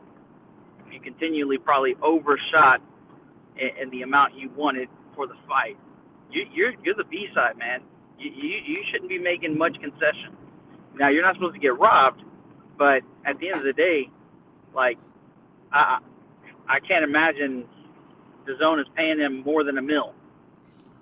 Hey, Chad, check this out, though. What's hilarious, you just said you don't want to get robbed. But did you hear the TBV interview when he when Bill say we'll fight him for 100,000? And matter of fact, I give him money out my pocket. So Ness said, so you mean to tell me, on top of what he's going to be making, you will pay him out your pocket, say an extra $1 million? Yeah, That's what Bill said. I say, man, stop it, dog. Stop. You want Stop. that You fight? ain't paying them your money, dog. Hell no. You want the fight? Well, Man, it there's might just a not bunch be of talkers, Bill's money. He might pull it together. It might not be his money. He might be able to pull some shit together. But this is the problem, and no disrespect to Chad, but this is the problem with the boxing fans. He's like, yo, I was with the Haneys and them, but then this happened, and now I don't even give a fuck. And I'm like, God damn, Chad, like, you know what I'm saying? Like, God Well, it's damn. not that I don't care about Haney, but I will say, man, they shot themselves in the foot when it came to an opportunity to become undisputed, because of all the talk they were doing, saying they wanted Cambosos, they'd do anything to make it happen, and talking the fight up on the Zone and on Twitter and all kinds of things, man. And you do this, and then you're crying about spilled milk after Lomachenko's already signed the contract. It's just that's part of it, man. For me, kind of, um, rubs everything in the past where they claim that so and so said this or nobody wants to fight us. If there was any beginning talks, they're obviously pricing themselves out, or not keeping true to their word. And it's crazy because every time we hear an interview from the Haneys, it's always Cambosos, but they're never in the same room together. So we always just get one side of the story, and somewhere in the middle is the truth. So that's what I'm saying. There's too many circumstances or time periods where they're saying the same thing about different opponents that they want to get in there with in the ring. So that's just the biggest thing, man. I'm not done with Haney as far as my belief in him. I do think he's a great fighter, man, and I want the best for his career. But I also want him to fight the best, And I think we've become too accustomed to caring about what these fighters are getting. Who cares, man? We're paying these fighters. You know what I'm saying? Like, with all due respect, I respect them for getting in the square circle. That's great, man. But we talk too much about money. Way too much about money as boxing fans. We shouldn't even care with it. It doesn't affect us at all. We just want to see the fights that we want to see, and that's point blank. Period, man. When we're looking at a division like 147, who can't get it together and get it undisputed, so much talk about promotional ties, and now a guy like Crawford is no longer with the promotion, and it's another thing. Thurman saying, "Oh, you see what I got here? I got the WBC. I'm going that route." That's a BS. You know what I'm saying? I'm tired of it. I'm tired of it. And so that's where it comes off the back of not only what Haney's doing, but what a lot of the sport is doing as a whole. Putting out these pay-per-views that nobody wants to see. Like, it's just stupid. That's the cherry on top for me. And so when I'm over here excited about a young fighter like Haney, who just had a good win against Jojo Diaz, I hear them talking, and when they have the opportunity, they essentially shit the bed. Like that's what it comes down to. So that's where I'm at, man. I do think Haney's a phenomenal fighter. I think he's going to be great, but we'll see. Time will tell. It's going to be tough for him to get off this landing pad of 135. This is first division where, he even making noise at. But yet, like you said before, which I have to bookmark that shit. It seems like the same conversation they was having with Tio. Why the fight can be made, even though Tio was going back and forth, I felt that it was all about, his fans continue to say that Devin Haney is making the same as Tio. So it's all about, he may not be fighting for the championships, but he's going into the championship saying, I'm making the same thing you making, so I should come in 50-50 when he only has one belt. You know what I'm saying? That's not the way it works. I mean, unless you Canelo Alvarez, because Canelo went from 54 to 60 and he didn't have a single belt and he was the A side. So unless you Canelo Alvarez, yeah, but Devin Haney, I don't know, man. It's some fishy shit going on with the numbers, and the TBV interview what did it for me. When I heard them say they'll take what Lomachenko's taking, I was like, huh? I said, what the hell what? I mean, wasn't you Team Haney offered that in the beginning? They was offered that. So somebody turned it down or returned the counter offer. And that's what prompted DeBella to go to social media and said it was preposterous. You know, hey, listen, I gotta agree with both of you, but at the same time, as far as what Chad was saying about all this other shit, like as much as we hate it, bro, that other shit, man, that's a part of the game. You know what I'm saying? Like, yeah, people weaponize it, like Combat was just explaining. Well, I'm making this and this and this, so I gotta get this. You know, fans are gonna weaponize it. He's making more and this and that. You know, I hate when people weaponize that type of shit, but man, that shit is a part of the game just as much as throwing the punches are. You know what I'm saying? So that's just is what it is with that. But I feel like in regards to Haney and the Gambosos thing, they just pulled the classic trick on them, bro. They used the game against them. Who enters negotiation with a low number? Nobody. Correct. You see what I'm saying? They know how they play. They know how much money they making already. So at bare minimum, they got to get at least what they were making. You know what I'm saying? And if they already looking at it like we're not willing to pay all that, you know what I'm saying? There you go. There you go. I think the A side slid the offer. I think Cambosa slid Haney them the offer. And they, let's just say the offer was $2 million. And they returned the offer with $4 million. That's preposterous, isn't it? You would assume, right? A double up, but remember that offer, that shit slid in so silently. You know what I'm saying? It slid in so silently. Nobody really knew at the beginning. We were all under the assumption because DeBella has no network that the offer would come from the zone side, not necessarily Matchroom or Haney, but the zone side because that's where the money was. So we were all kind of, anticipating that they would put some shit together. Yeah. And Gambosos was playing into it. Send me an offer, mate. I've done everything. Send me an offer. I'm here waiting and all of this shit. And so in the midst of all of this, you know what I'm saying? I guess DeBella pulled some shit out of his ass and sent some shit over on the low key. And then next thing you know, what was even more low key, and I say super low key because apparently Haney and the Haneys didn't even fucking know that some other shit was sent back. You know what I'm saying? Eddie done slid some shit off in the middle of the night. And then Lou DeBella's like, man, fuck y'all. You know what I'm saying? So it's a classic. You think Eddie did that shit again? You think he just slid past? I don't know, man. That's hard. That's tough for me to fathom, man. Like, as much as they all about, okay, Eddie all about line and Bill all about money. So yeah. It might be some truth in that. That's the same reason why, Wilder dropped DeBella because he tried to make a deal. He tried to broker a deal behind his back. So I don't know, man. Eddie Hearn might have slid some shit, but I doubt it, man. Eddie might have an understanding with the Haneys. Like, I get where you're coming from. Yeah, understanding on what amount they want, right? So he probably sent some shit back, and then unbeknownst, DeBella. But again, I always got to go back to DeBella.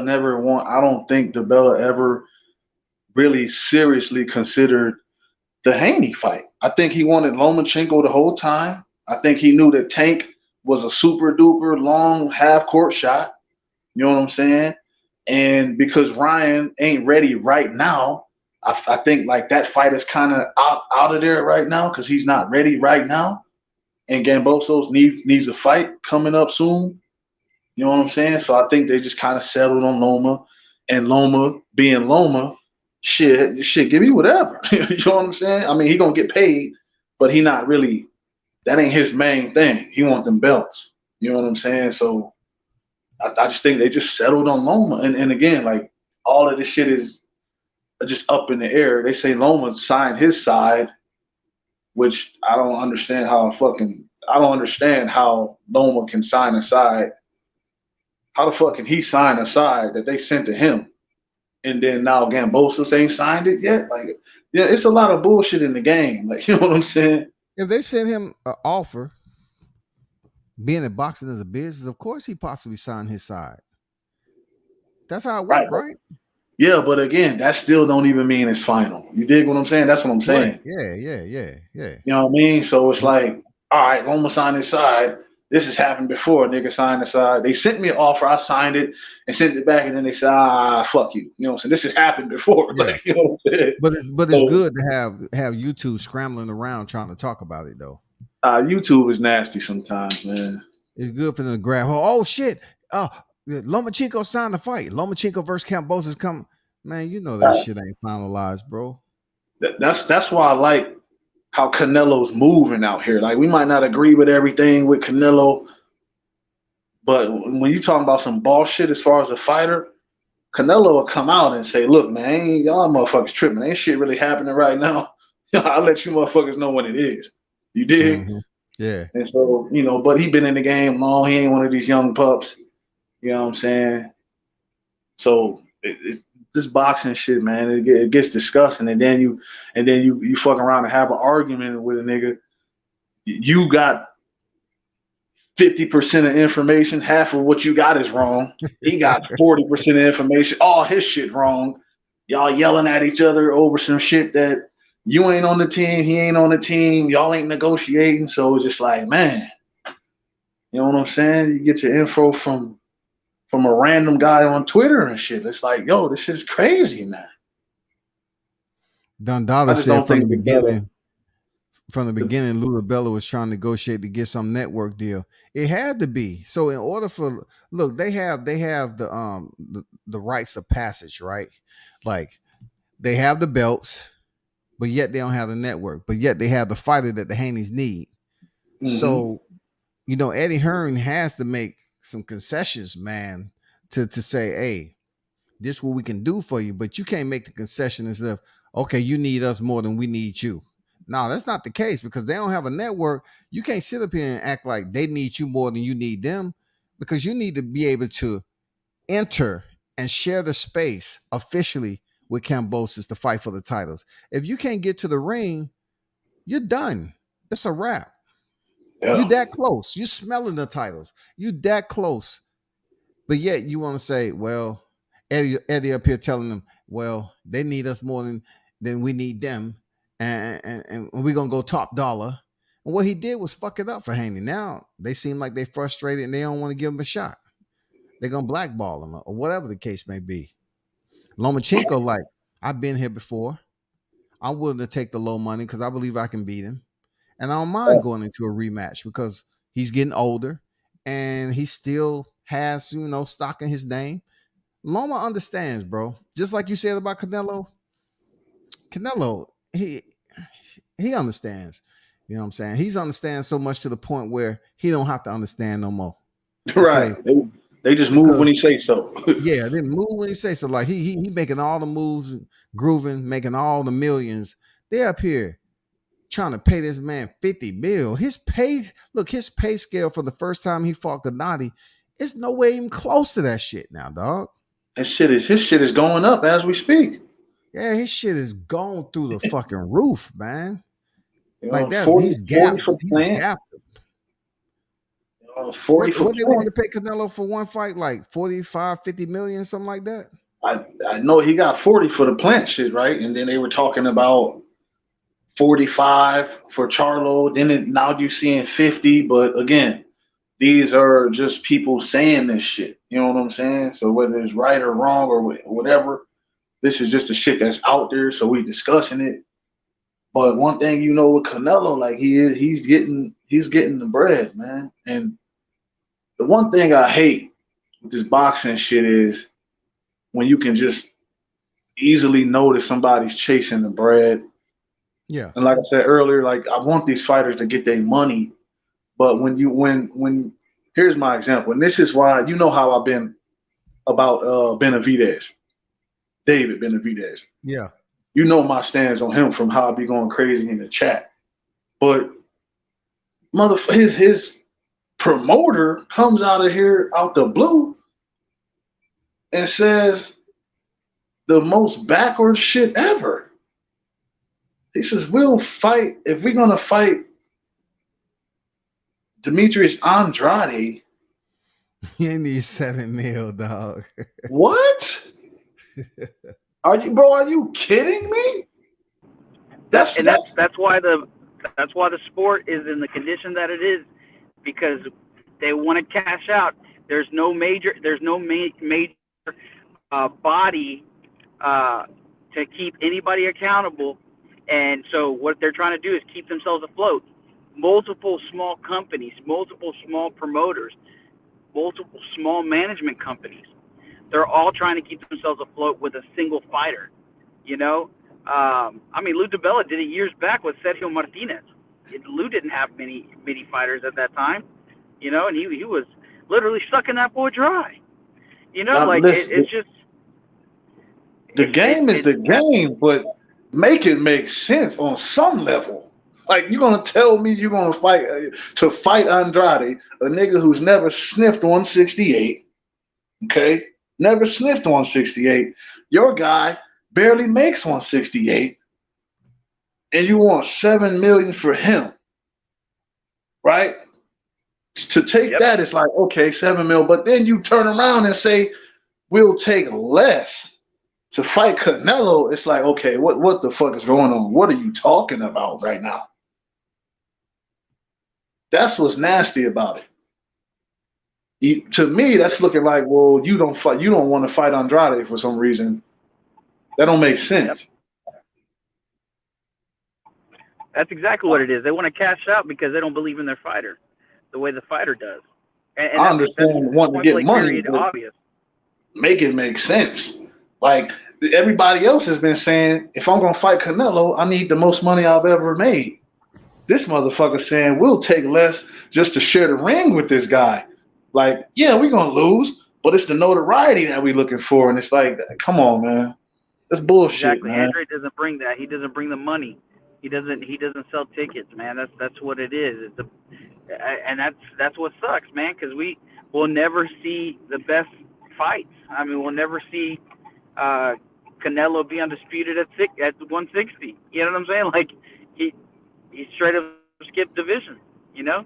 He straight top divisions, started with Rocky Fielding, and moved on up. You know, like, that was just the beginning of the end. So, but Canelo's a whole different monster, man. He brings, again, that notoriety that you were talking about. And, you know, it just sucks that Canelo's holding up about 4 to 5 weight divisions right now, right? That's not true, bro. That's not true. Canelo what ain't holding shit up. Division are those, Chad? Canelo doing his own shit. They holding themselves up. No, wait. I think you're misunderstanding me. No, I'm saying in the way that these fighters are reacting to the pot. Hello? You went out, Chad. He gone. But I don't. Canelo ain't holding shit up. Canelo doing his shit, man. Canelo went and got it. I think, like I mentioned, I think what he might be trying to say is that Canelo is like unified at 68. You know, Canelo's a duck, and some of them were saying, well, this might be good. Maybe it puts like a guy like Charlo against a Benavidez, or it puts Charlo against, to actually fight somebody. Because in my honest opinion, I don't feel like these guys are fighting anybody outside of Jermell. I feel like Jermell wants to be great, and I support that guy. Like, he's about to fight. You believe Jermell Charlo wants to be great, just campaigning in the vision that him and his brother have already been champions in? Why he ain't moved up if he's trying to be great? Well, he's at least trying to be undisputed. He's trying to get undisputed, right? I hear that, bro. That's obvious, but I'm like saying, Chad, man, come on, how much time do you have? Like, why these cats ain't trying? Look, we up here marveling what Canelo is doing, but goddamn it, why can no one else do it? Because all the other champs don't jump. Do it. Listen, I literally don't want Canelo to do it, but for nobody else. But I don't want Canelo to do it, but it's the same thing that Floyd was doing. Like, it is the same thing. Like, he brings the money so he can make any decision he wants. Like, it sucks. It shouldn't be that way, but it is that way, But when it comes to people who do not have that money making machine, quote unquote, right? Like, it shouldn't be the same posture. Like, we shouldn't be seeing fights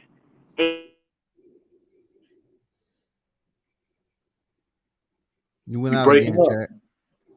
We know that why they didn't fight. It's because of the money they could make with Khan, the matchups they could make with Khan. Brook wasn't there yet in his career, so I mean it's just over marination, and that's what it is, man. It's a disappointing thing in boxing, man. I But don't think there's no over marination with anybody with Canelo though. Who is he over marinating? Because he swept through 68 after Benavidez fucked up twice. So who's marinating on Canelo? It's nobody. It's a lot of people up here that's wanting to share the ring with Canelo because they want the payday. Let's be honest. You know, from Andrade to Mal Charlo to Benavidez, they want the Right. shot, dog. They want Yeah, the shot. and I'm not saying Canelo's the one marinating things. He literally is between four divisions. Like he Yeah. can pick and choose whatever division. My rub is that a lot of these guys are holding their zeros, right? They're holding their O's to get that Canelo payday. Like But you can't blame that on Canelo for these guys. I'm not blaming it fighting. on Canelo. I'm not blaming it on Canelo. I'm blaming it on the fighters that are not cleaning up the divisions. Like Jermell. Jermell is the one cleaning up his division. I respect that. Bro, be the best in that division. Okay, once you're done, move up to the next division. But they're probably not even going to do that because Maul's there. So they're going to be holding a sanctioning belt each, you know, like the same way. So it's a weird, I guess, predicament to be in that. But I'm talking about the fact that a lot of these fighters are holding out and not fighting anybody. Or don't want to get into the ring with each other. That's what it is, man. I don't understand. We all agree with that, but you came in saying it was Canelo's fault. That ain't. No. I'm not the biggest Canelo fan, but it ain't his fault. These motherfuckers waiting around. You know what I'm saying? Yeah, sorry about that. I probably worded something wrong. It's not Canelo's fault. I'm saying the fact that Floyd did it and Canelo's doing it now. They're both on different levels. Like they can pick and choose who they want to fight. My only rub is literally the fact that the divisions are not continuing to move, and that's nothing to do with Canelo.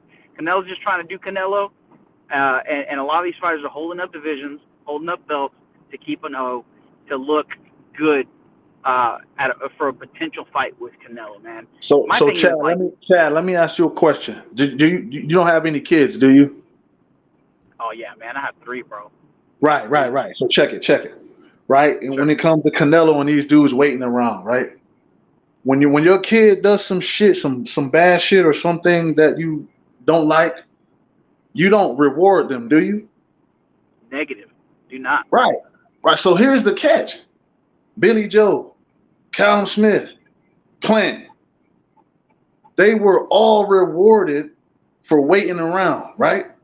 So they waited around. Benavidez, Plant, for whatever reason, they didn't fight each other. Billy Joe, Callum, nobody fought anybody else, right? They all had their own, right? What ended up happening? Callum went through the Ali tournament. I'll say Callum at least went to the Ali tournament and fought some good fighters. Cool, but they all, they waited and they were all rewarded. You know what I'm saying? Right. They all got their reward. So and it should be and now look, now we're gonna get mad at Charlo for doing the same shit. Y'all created this. If you got a kid that's behaving horribly and he continues to see his older siblings behave horribly and get rewarded, how do you think this kid is gonna behave? Horribly. Because he's gonna wait, and so they're waiting around, and eventually they're gonna get the Canelo fight.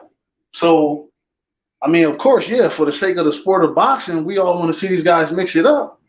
But if they looking like shit, I'm close. I'm one of the last ones left. Canelo gonna have to choose me one of these days. It sucks, but I can't castigate them that much because everybody else did the shit, and everybody just accepted it. I agree with you. I just think it needs to stop. I think it needs to stop. And the way we stop it is doing the same thing that the boxing fans did with this Keith Thurman fight versus Barrios. Like that's the way we stop it. I'm dead serious, man. I don't want to. I'm not paying my money. I'm not paying my hard-earned money for that. I'm not. I can't. It just wasn't a good fight. It just wasn't a. You know what I'm saying? It just wasn't a good fight. Yeah, man. And what sucks the most about 160 is there's no really good fights unless the champs are fighting each other and they all bullshit. It's trash, man. 160 is trash, bro. Yeah, it is, man. It sucks because it has so much potential, man. So much potential. The fact that Andre's moving up to 168, having fought no one. Who was his best fight? Rhodes? Who was his best win? Rhodes? Nobody knows who that guy is. He fought a bunch of Englishmen in random countries that we don't know. You know, like, I don't know if they're good. By their records, they don't seem very good. You know, but listen, as much credit as everyone, well, not everyone, but most people will say they'll single out Jermell like you did. They'll single out Jermell. But we got to understand, if we really paying attention to this game, we got to understand that everything lined up for Jermell to do what he's doing. Like, he didn't have to go anywhere else to get these belts. They were right over there. You know what I'm saying? They were right over there. He beat Rosario and got 2 belts off of his ass. You know what I'm saying? So I understand we want to give him credit, and that's great. But his situation it ain't like everybody else's. He's had, I'm not gonna say an easy road, but as far as to make business and to make these fights, it's been a little easier for him to make these fights because they were mostly in-house, as opposed to GGG being on the zone. Andrade was on the zone as well. And then you got Canelo jumping around wherever, and then you got Murata, and you got fucking Jamal on PBC. Like, you know what I'm saying? It's a little more difficult for those 160s to really mix it up. The same way Jermell was able to say, oh shit, PBC, he got 2 belts. I'm gonna fight him, unify 3 belts. And then Castano, I think, is over there as well. And, you know, now it's lined up for Castano to fight. But they already fought, actually. So, you know, it's lined up for them to fight again. So Jermell had the cards, you know, the cards were good in his hand, so to speak, unlike 160s. Canelo was unified at 160. He said, fuck it, I'm out. Yeah, you know, fuck it. I beat GGG. I'm gone. He didn't even try to stay and unify the division. He said, I'm out, man. You know, damn, I'm gonna go elsewhere. And he really haven't returned to the division, bro. He haven't even look, he's definitely not going to 54, and he's not gonna return to 60 anytime soon. He's I don't think fight so. Triple G at 68. You know. Why? He's just giving Triple G another fight, another paycheck for being good. Don't want to see that fight. Waited like a good little boy, and he's giving him a good old little ticket. You know, another ticket. Right, and we don't want to see that fight. Most fans don't want to see that fight, but for some reason, the boxing suits think that that's a big fight. I guess because the numbers they did and the numbers Canelo is doing. Yep.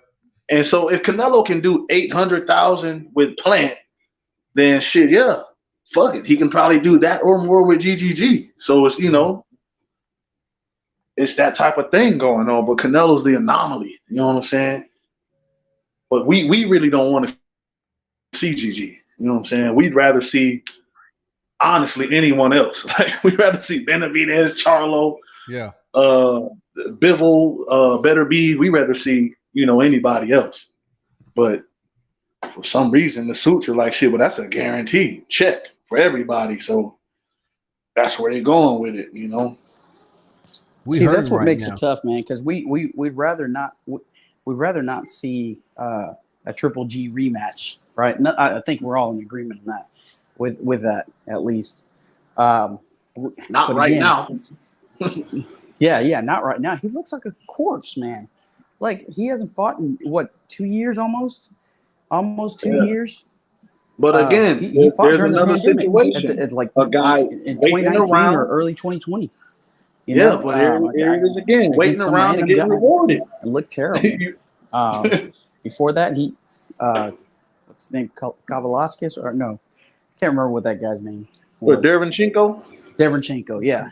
The He one was that they fucking put. GGG up to the body. Yeah. Yeah, he was. And then PBC has been using him as a well, he had a good loss, so we're gonna put him in with our top fighters instead of putting him in with other champions. Type of thing that they always do, like they're still doing with Gamboa. God dang, man, put that guy to rest. Put that guy to rest. I don't want to see that man in the ring again.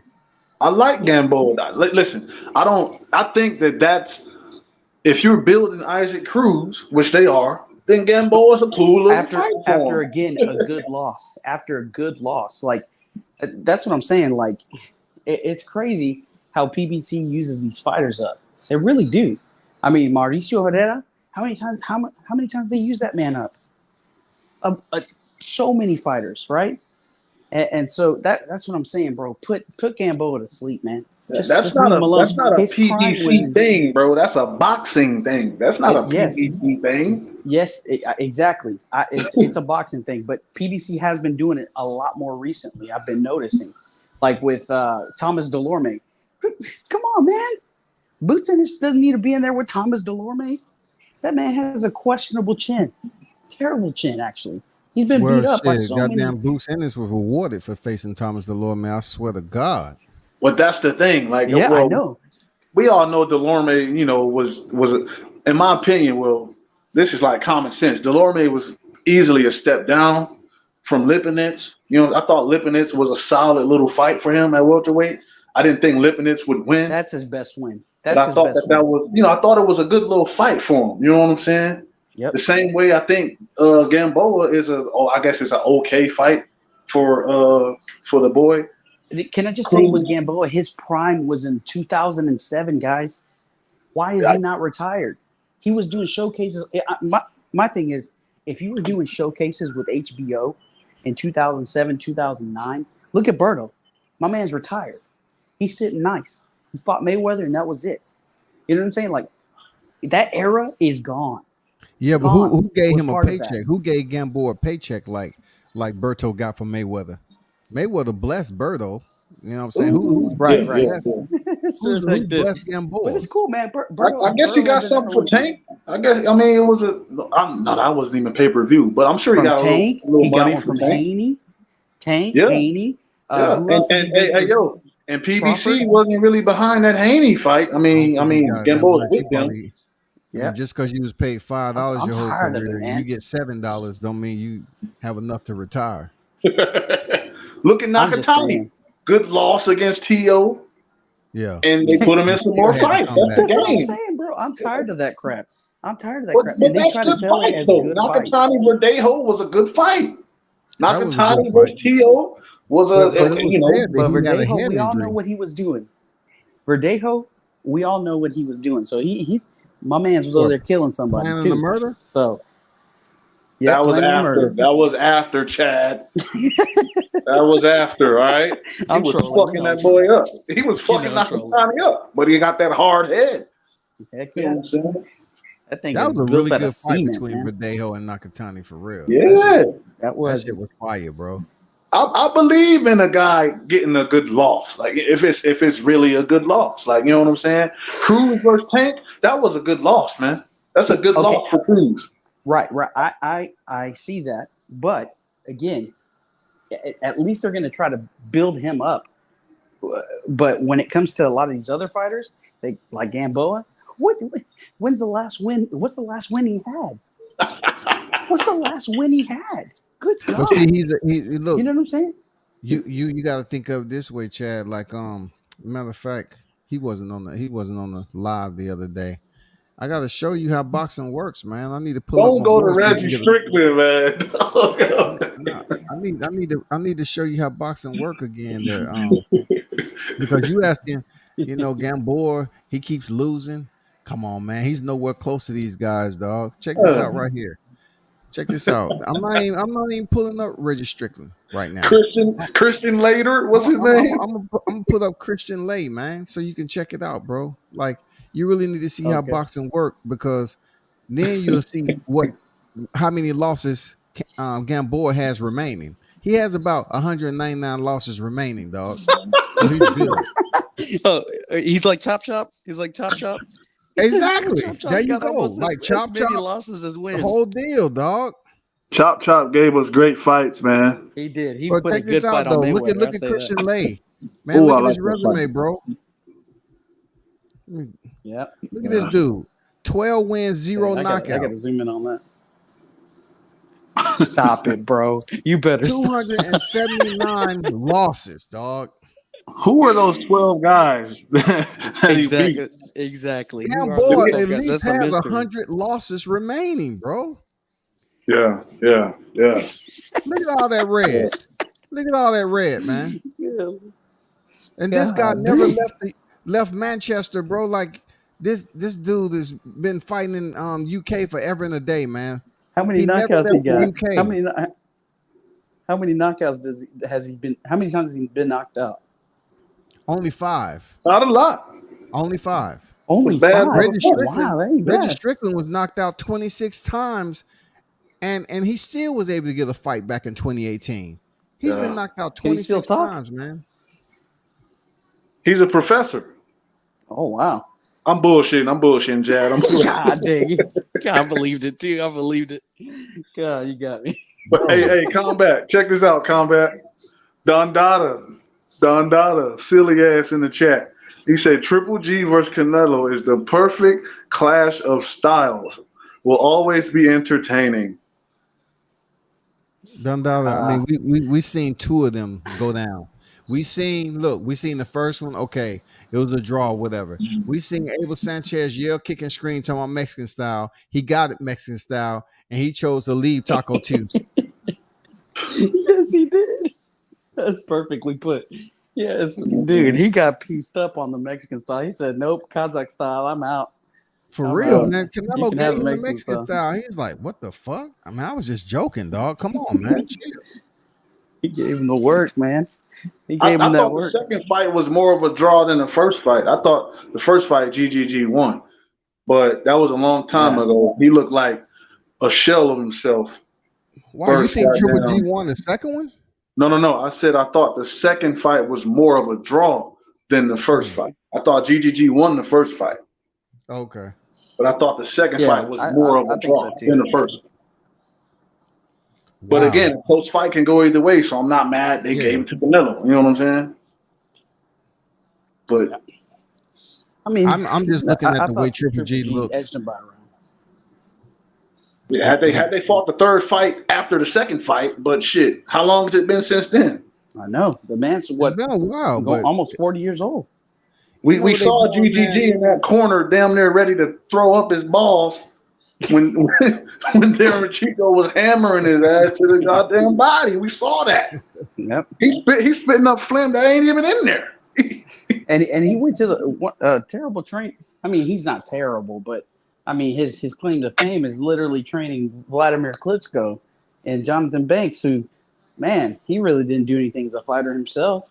You know, man, they traded fighters. They swapped out GGG and the girl. Remember? Yep. Man, they treating. You know, it seemed like Canelo has a profile. Like he kept adding the Yildirim on the promissory. It seems like he kept happened. Triple G on the promissory, man, and he's gonna make good on that promissory for real. Like that fight should have never happened, man. But again, GGG's getting rewarded for waiting around. So why, if I'm GGG, why would I fight Charlo? Why would I fight Andrade? Everybody's waiting around right now, Mitch. Everybody. Maul Charlo's waiting. Goddamn, everybody's waiting. I'm tired of the waiting game, man. That's why I've been going more to UFC. Why? Because there's accountability there. There's structure there. Like, and I have been a boxing fan for over 20 years, man.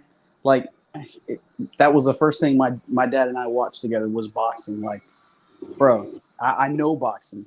Going back all the way to, some Tyson era, you know, Mosley, Cotto, all those guys when they were scrapping it up, right? They're fighting each other on. I mean, it was pay-per-view, but they were fighting each other, you know. And that, to me, that was the most exciting part of boxing for me. Was like 2009 era, 2007, 2006, like when everybody was scrapping. You know, like we don't see that anymore, man. When were you born, man? I was born in 91. Oh shit. So there was more boxing before then, dog. Oh Yeah, yeah, I get what you're Oh, saying, yeah. though. I get what you're saying, but yeah. know. I've been. I also go back and watch some of the old stuff too, man. Like dude. I've been a boxing diehard for a long time, man, and it's just for me to see the sport in the condition that it's in, man. It's tough. You know, Hey, I the know you sport guys are been probably like that older. for a long time there, Chad. It's been fucked up for a long time, bro. It's Dang, been man. full of deceit, lies, scandal, betrayal, all that shit for a long time. I can't believe y'all are still boxing fans, man. You know, No, I'm boxing feeling it. MMA and BJJ. I've never been just a boxing fan. Yeah, I just recently got into UFC, man, and I am loving it. I am I've been UFC loving is trying to king tell of the people to recycle get though. into to mixed martial arts, UFC, but they UFC is king of the recycle game. They shit is correct. sharp, but they don't let guys wait around. But they it. recycle. So I gotta ask Combat, how you feel about the Whitaker and Adesanya fight? Ooh. I look at it like Was that a fight you Whitaker. wanted to see? You know, would you rather see I thought Adesanya fight somebody Whitaker's else? way back up. deserved the rematch, bro. I felt he deserved the rematch, but he had personal Okay, shit going on. okay, So okay. that's the reason I'm on why the he didn't same step trail with back him. in there as early as he did, because he had personal shit going on, that he wanted to Cool. take care of. Yeah, Because I'm one right there thing I with you. like about Sean Shelby and Dana White over the UFC, you can be a champion and get knocked the fuck out. A champion and get knocked the fuck out, and Dana give you a rematch with the champ for a belt. You know what I'm saying? He will immediately give you a run it back. Yep. Look at Yeah. Moreno and oh boy, they've run it back 3 times already, and they won a Three, 4th. yeah, 3 times already. I mean, one of them was controversial, but you know, hey, that was a good ass trilogy that happened Heck the way yeah. it should, though. It happened the Yeah. way it should. Back to back What to was back. fucked up? What was fucked up is that my boy Joseph Benavidez, I was really hoping that he beat Davidson Figueiredo. I Yep. wanted him to get a belt, man. He's a good dude. I used to see him and Uriah Favor up in Orange County. They'd be over there eating at this restaurant. Them 2 short dudes, man. I swear to God, man, that Yeah, shit is yeah. crazy. Yeah, the ref towers over him, man. I mean, but dude, that was a great trilogy. I wouldn't mind seeing a 4th one because I think Moreno should get the opportunity to get his belt back. You know, there was I mean, I thought Moreno beat Figueiredo pretty bad the second time. In my opinion, had a little bit wider. I mean, it was still a close fight, but You think you know, Marino should have an opportunity to get his belt back? That was Figueiredo's Figueiredo's belt, belt. first of all. I know. But Figueiredo was the one who fought for it once. It was vacated. There was no champion over there once yep, Henry because Cejudo left. Cejudo. Yep, correct. Yeah, man. I'm telling you, man. I've been getting into the MMA, and I am loving it. I am loving it. So I like how they recycle fighters, man. They keep them on the pay. They get a check, and they allow them to get back in title contention. I like it. You know what that's I'm what I saying? hoped the PBC was going to be, man. I remember when they first came out, like they were saying they were going to need a PBC belt, like that was a rumor. I was like, heck yeah, let's go. Like we need that structure, and it didn't turn out to be that way, man. It was super disappointing. I was super on board with the PBC. I mean, you But can have a it's PBC belt, but it has to be recognized. right. As a champion, a world championship belt. It just can't be a PBC belt, and Well, I mean, that's look it. at all these MMA promotions. You got Bellator, you got Yeah, but they the got one UFC. belt per division though, unless they Right, want to they enter got a one title. belt, and I think that in theory, because of the large stable that Al Heyman had from Golden Boy, right? In theory, they would have to recognize that belt. They would have to recognize it. They would have it alongside another belt, but had they done it correct, I think it could have been something. Fuck you think the WBA is? Shit.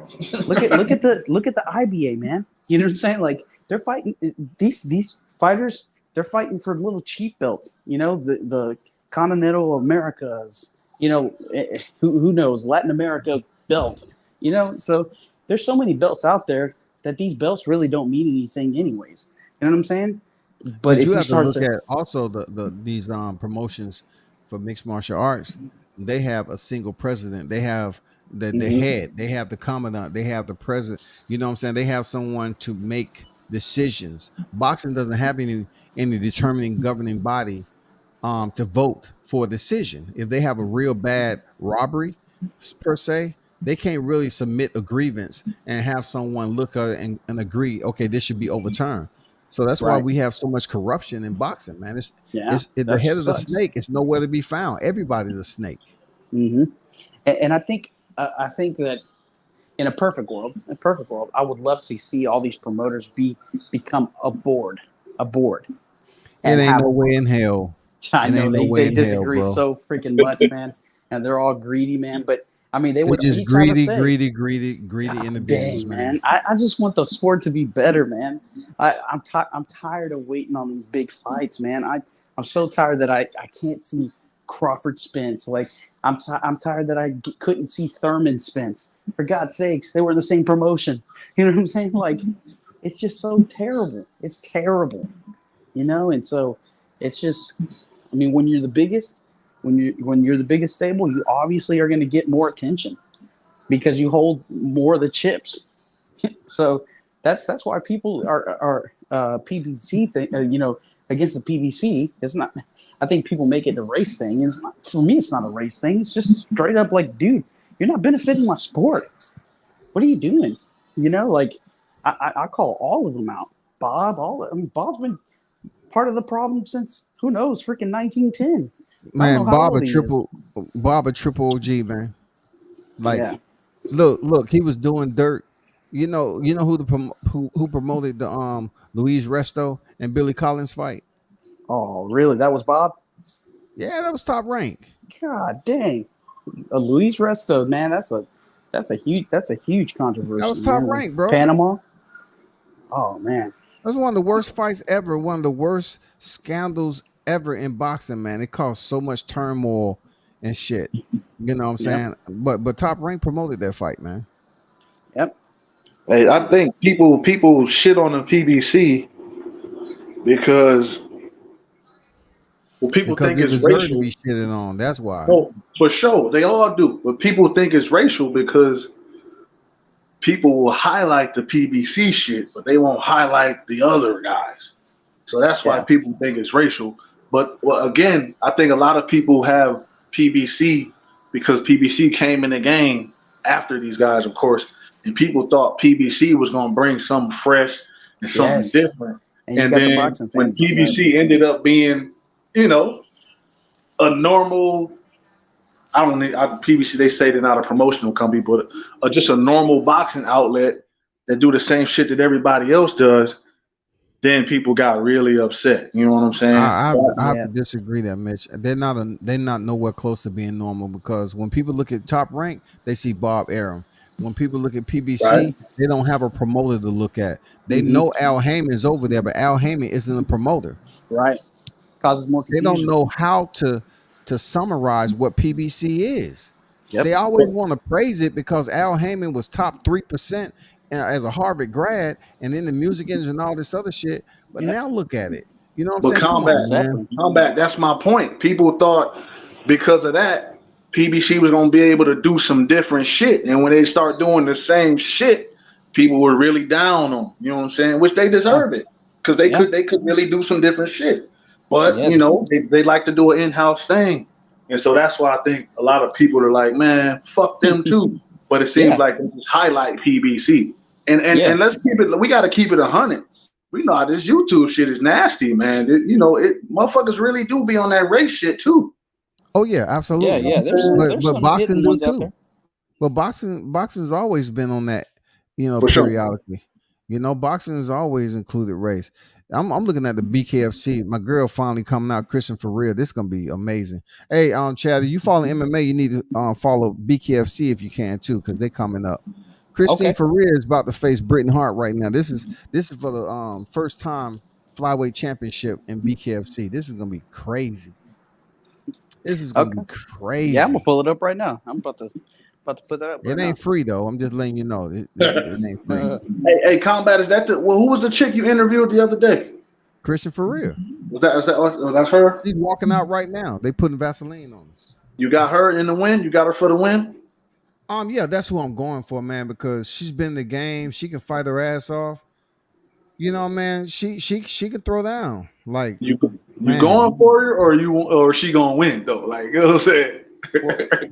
I mean, she's in a tough fight with Britain Hart, so I'm going for her. Okay. I'm going for her. But Hey, she's in a World tough Combat. fight, man, with Britain Hart, man. What have you seen, since you're into just martial arts in general? Have you seen the? It's almost like a gladiator type setup where it's like a rectangle ring or just like Triad a hallway. combat. Triad combat. No, is it triad? It's where they literally go one-on-one. It's a group on each side. It's a group on each side. It's a team. And pretty much if the person just kind of gives up or gets knocked out, the next one will have to fight that same person until the winner of these fights get tired. Then he kind of tags the next person in. Have you seen that? It's in all respect, like, I know exactly what you're talking about. It doesn't entice me as much because it's a team effort when it comes to combat. So you really don't have any single person to gravitate to. Like, it's a team of cats you don't even fucking know. Like, until they grow the sport a little bit more and they start making these teams and we were able to gravitate to the names, I don't know what the fuck I'm watching. Like, I can go to WWE for that, EXT, and all that. But in theory, it could be like kind of like you're fighting dojos, right? You're fighting different like, I hate to bring up Karate Kid, but I'm a big Karate Kid fan. Like, but that's it could be like Cobra Kai versus pancreation. That's one-on-one pancreation. Right. That's a tournament style pancreation. Mm-hmm. That shit Chad said sound like a goddamn Soul Train fight. Some shit. It's great. Hey, if I want to see some shit like that, all I do is go downtown. I can see that shit all the time. I love that. Friday, Saturday, and Sunday, I can go downtown and see motherfuckers jumping each other. well, I mean, it's one at a time. It's like it's a matchup. It's so you saying it's 1-on-1, but one fighter can tag out a teammate, and if they lose, then they'll fight the next one, or they'll fight that same guy. It's really cool. What justifies what determines a loss? Like, you get tapped or you get knocked down or knocked out? You have to take out the whole team. However, no, I'm saying, so like, how do they know when to get the other guy in? You know what I'm saying? Because they get knocked out and the ref waves it off, or they. So when the ref wave a fighter off, is he unable to be tagged in again? Right, he's out. He's unable to be tagged in again. You have to narrow the team down to the last man, and then dude, it was intense, man. If you haven't seen this, it literally looks like a hallway type ring. So the size of like if you were to be in a hallway, it's just long, but it's very narrow, very narrow. So it's got ring ropes and all that, but dude, it is intense. I'm telling you, it is like Chad. This is some shit you got going on at the local elementary school, man. This is shit I see at the shelter down here in Atlanta. I see that shit at the shelter down here. Bro, it is great, man. I actually really liked it. I didn't think I was gonna like it. What's the name of it, bro? So I can look it up. Oh man, I'll have to get off the show real quick, but I can come back and tell you exactly what it's called. It is intense. It is really great. I loved it. But I'll get off here for a second, and then I'll come back on and have the name for you. Man, Chad got a goddamn Foot Locker shirt on. Got them kids out there fighting, man. Instead of fighting dogs, I'm fighting kids. God damn. For real, got a French whistle. Fight. Yeah, man. No, it's great, man. I'm just into combat sports completely. Boy. This is like a motherfucking. This is the creme de la creme of women, man. Bare knuckle, man. I swear, dog. They doing their thing. They got the drone. They got the damn 360 panoptic view. Man, they doing their thing with the vision, dog. They zooming in on the women, the camera shaking and shit, giving you that damn earthquake type effect. Oh shit, they about to toe the line. So bare knuckle is here to stay, combat? Oh yeah, bare knuckle here to stay, man. Can you see it growing into some shit like the UFC grew into this monster? It already has. Like, I was there for the open workouts. I seen Lorenzo Juggernaut Hunt. He went there for the open workouts back in the day. He a world champion now. You know, like I seen that dude grow. I seen Christian Ferreira, man.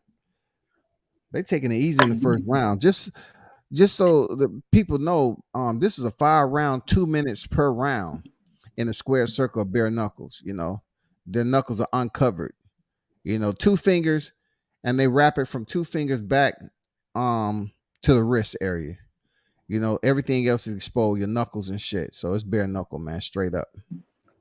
Y'all not watching Hyman Munguia? Hyman? Yeah, I thought about that, and then my stomach started getting upset. So I said, "No, I'm just gonna watch bare knuckle."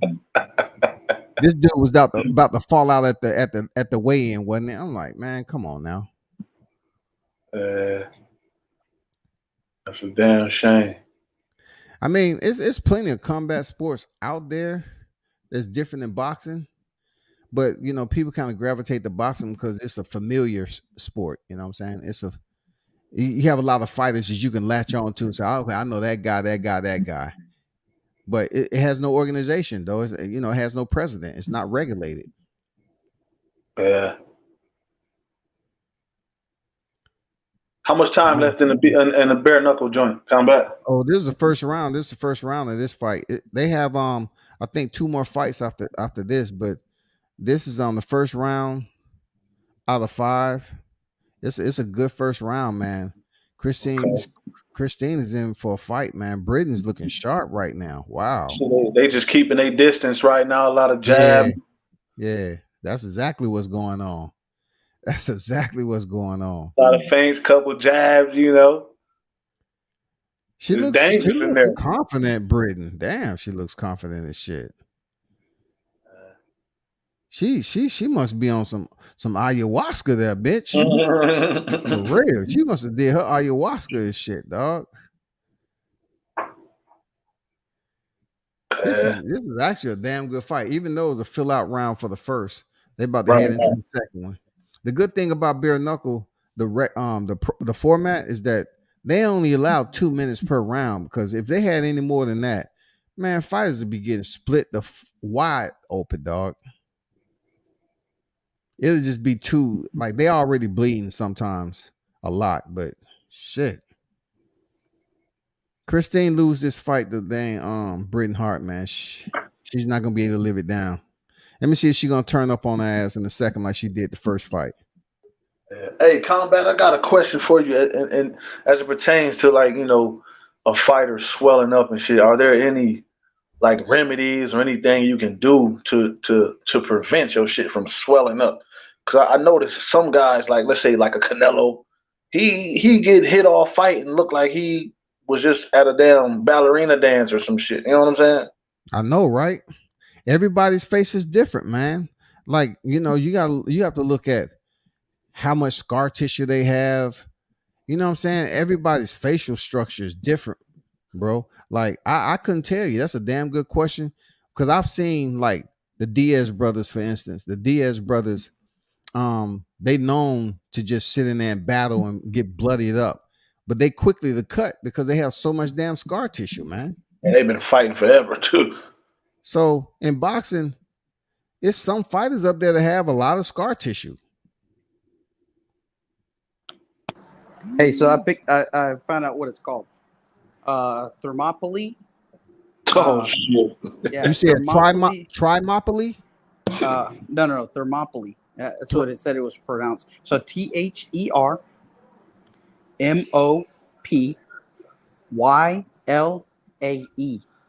Thermopylae. Team combat.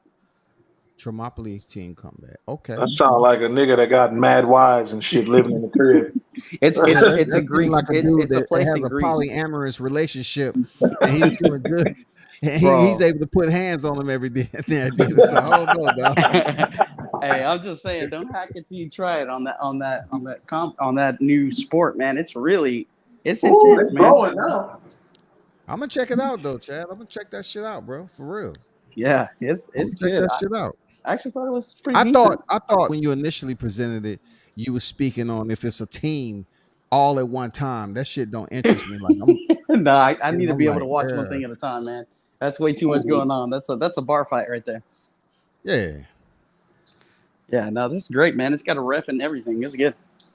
So what's the benefit? The team wins. What happened? I mean, it's hard to pay a whole team. So what's the benefit?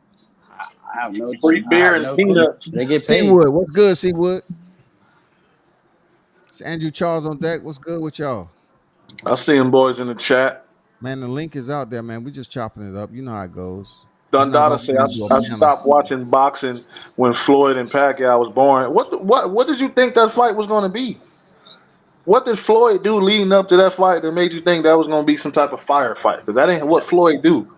He neutralizes you, and that's what he did to Pac-Man. End the story. Yep. I don't get why people. That was the whole story with Floyd. Like a lot of people wanted to see him lose, and get mad when he does the same game plan. Well, if you know he's going to do the same goddamn thing every time, why don't you prepare for that instead of trying to hit the head, the smallest part of the body? That's on Pac-Man to make that a fight, not Floyd. Yep. Yeah. Yeah. I hate when people Pac-Man say got to that. participate too now. Mm-hmm. 8th division. You got to participate too now. Don't just well my shoulder, my leg, my heavy leg against Thurman. Man, My come on, you got jinky. excuses, bro. Jinky drained me. Oh my gosh. I like Jinky. She was feeding that man, boy. I like Jinky. Yeah, she a rider because he couldn't see shit.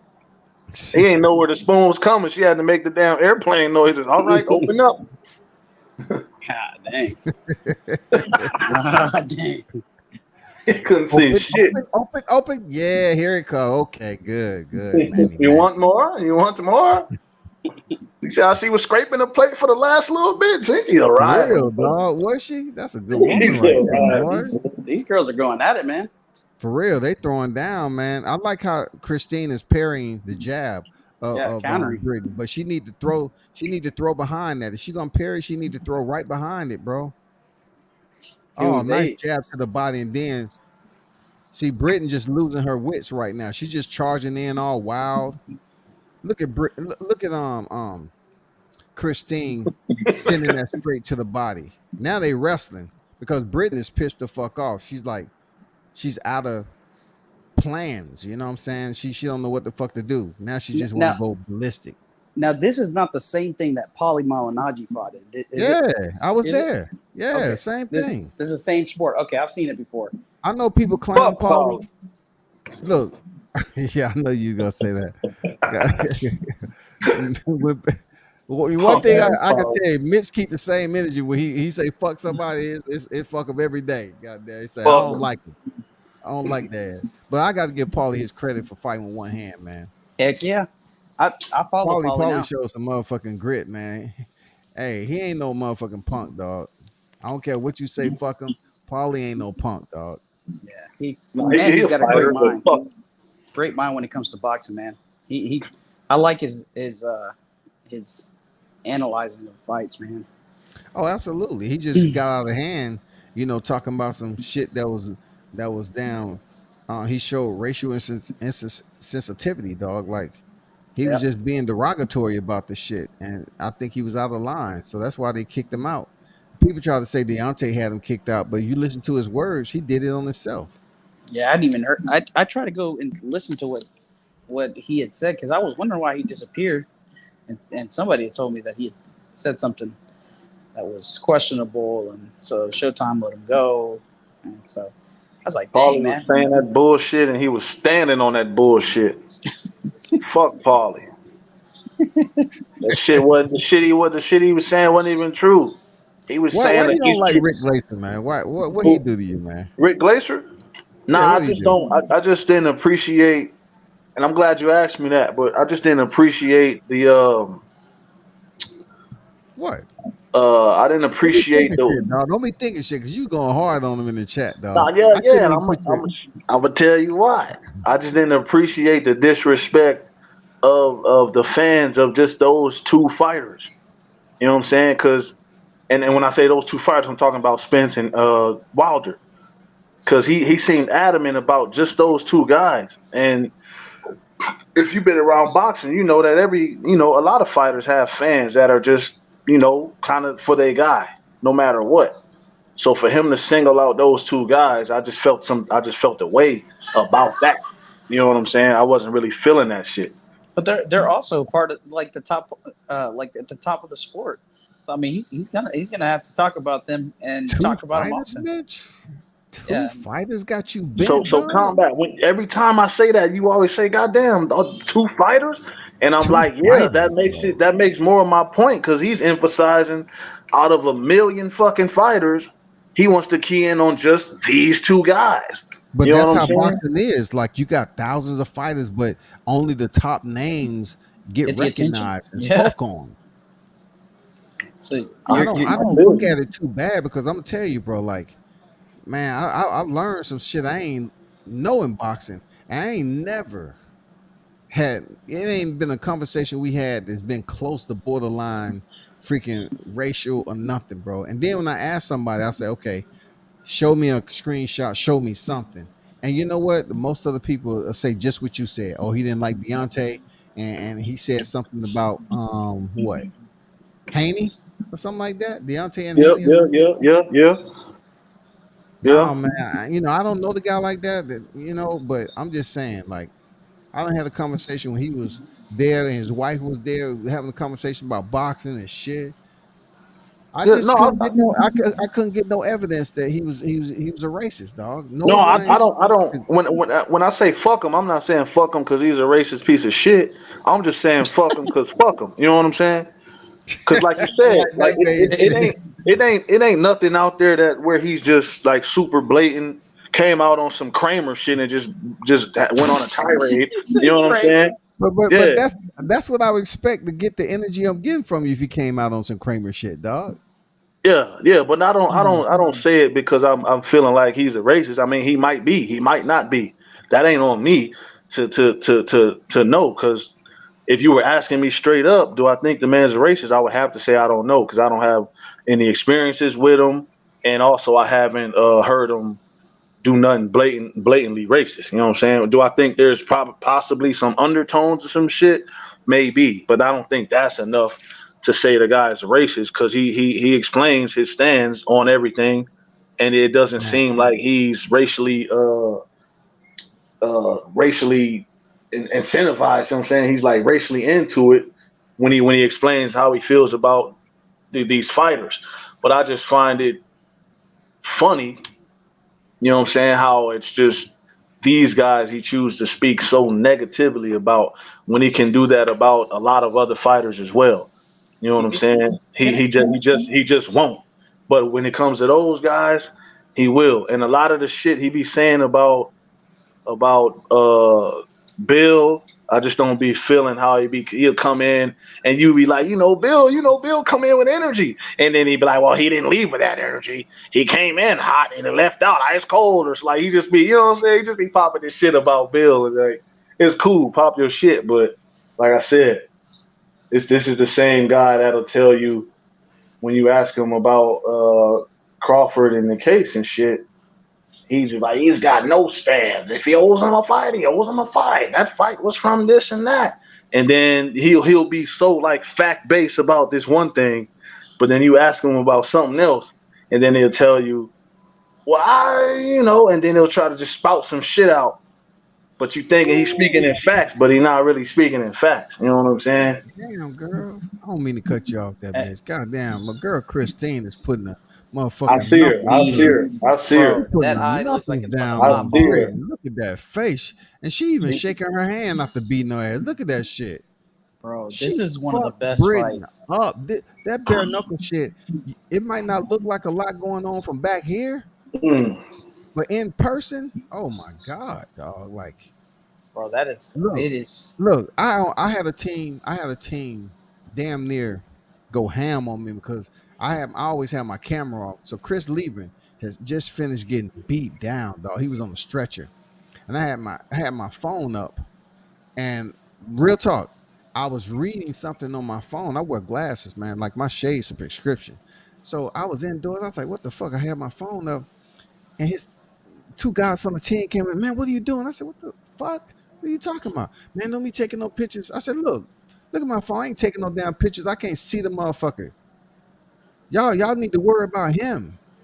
You know what I'm saying? Dude was beat up bad, and they had to take him to the hospital. Look at Bren's Hart's eyes. Oh I my! know the She eyes has are. 1, 2, 3, 4, like 6 cuts on her face, dog. That's for life. It's a great fight, man. Damn, It's that's for over. life, man. Oh, she looked like Joanna Jacek down there. Wow, that What's the shit. story on these two fighters? Like, where do they come from? Background?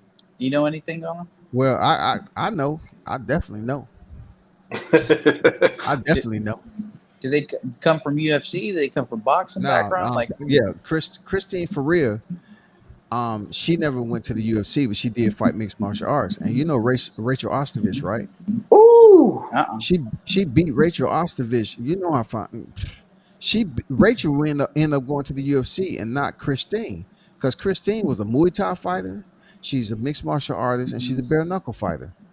And she beat Rachel Ostovich down, dog. dang. And she chose not to go mixed martial arts. She did Muay Thai. And then she came over to bare knuckle. She's an older. Christine is like 38, 39. This was a rematch, a grudge rematch, man. And she did her thing, dog. Like, Christine is a real one. I was down in Florida with her, and she's cool, man. I did an interview with her down there at Bare Knuckles in Florida. Look at the now I see what you're talking about. She looked like Joanna. God damn, look at the hematomas on her. Look at Joey Beltran. Hey Chad, Joey Beltran, they just got married. He has one of the bloodiest fights you'll ever see in BKFC. Him and Tony Gonzalez. That's her husband now. Oh, is that the one the chick was saying? I hope he's teaching her how to take punches. Yeah.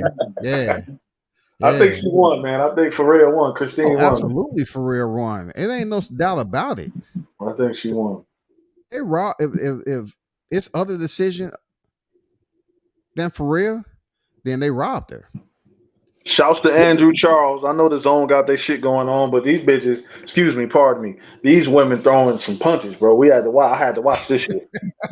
Excuse me, pardon You me. sound like Ice Cube. They was about to serve the food of the boys in the hood. He say, "Hey, come on, ladies, hoes got to eat too." You know what I'm saying? Pardon me, you know what I'm saying? Because she's been a guest on the show, so I would never want to. Yeah, man, I got mad respect for Christine, man. She about to get these straps. If they rob her, man, it'll be fucked up. Yeah. I want to put the audio on, but these motherfuckers be reporting your shit and taking it down, dog. And contrary to what the misconception about her, she wasn't wild with it. She was, she had some. For real can bang now. For real can bang now. She can get it in. Look at that right there. Wow.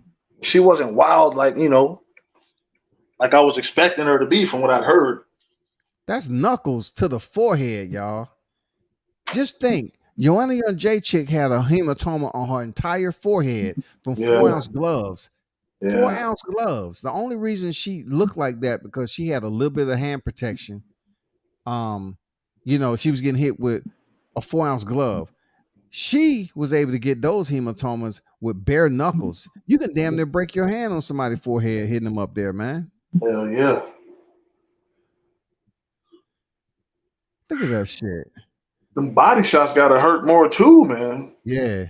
When they end up inside on the clinch and they go start digging to the body. Woo. Damn, that was a good ass fight. Real talk. But Christine Ferreira, she's a multi-talented, like Muay Thai, mixed martial arts, bare knuckle. She's multi-talented, and a lot of people ask why she ain't in the UFC and all that. She loved banging it out in bare knuckles, man. That's crazy, man. That was a good fight. That was a really good fight. Real good fight. How y'all feel about going back to the Rick Glacier thing? Now, fuck Rick. Man, Rick, good people, man. I don't give a damn how many emails y'all send me and shit. I genuinely enjoyed that interview. I was there watching it when you were interviewing him. Because I really didn't know who he was at all. What? Didn't know. You didn't get a part of the heat that was coming when he went on Fred's show, shit. And I just know that I've heard the name before, but I didn't know what he did. He's But the guy that normally reports the numbers, right? Yes, For a pay per while. view numbers. Didn't even know that. And found that out recently. I always used to see where the pay per view. Well, I would always just search what with the pay per view numbers, and I guess he was one of the sources.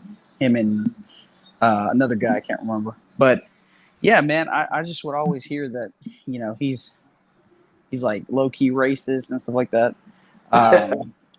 That's what I used to hear. But I mean, he seemed like a good guy on the podcast. He just gives me a little vibes of like I don't know. He's got some. He's just kind of a weaselly type of person. I don't know. Rollback Rick. That's Rollback Rick, man. I don't know. It's Speedometer King. Yeah, but I mean, honestly, I enjoyed it. I just think with like the whole race thing, man, it's just tough to navigate, man. Because I think, man, I don't see no racism on his part, man. Yeah, I don't give a fuck what nobody honestly, say.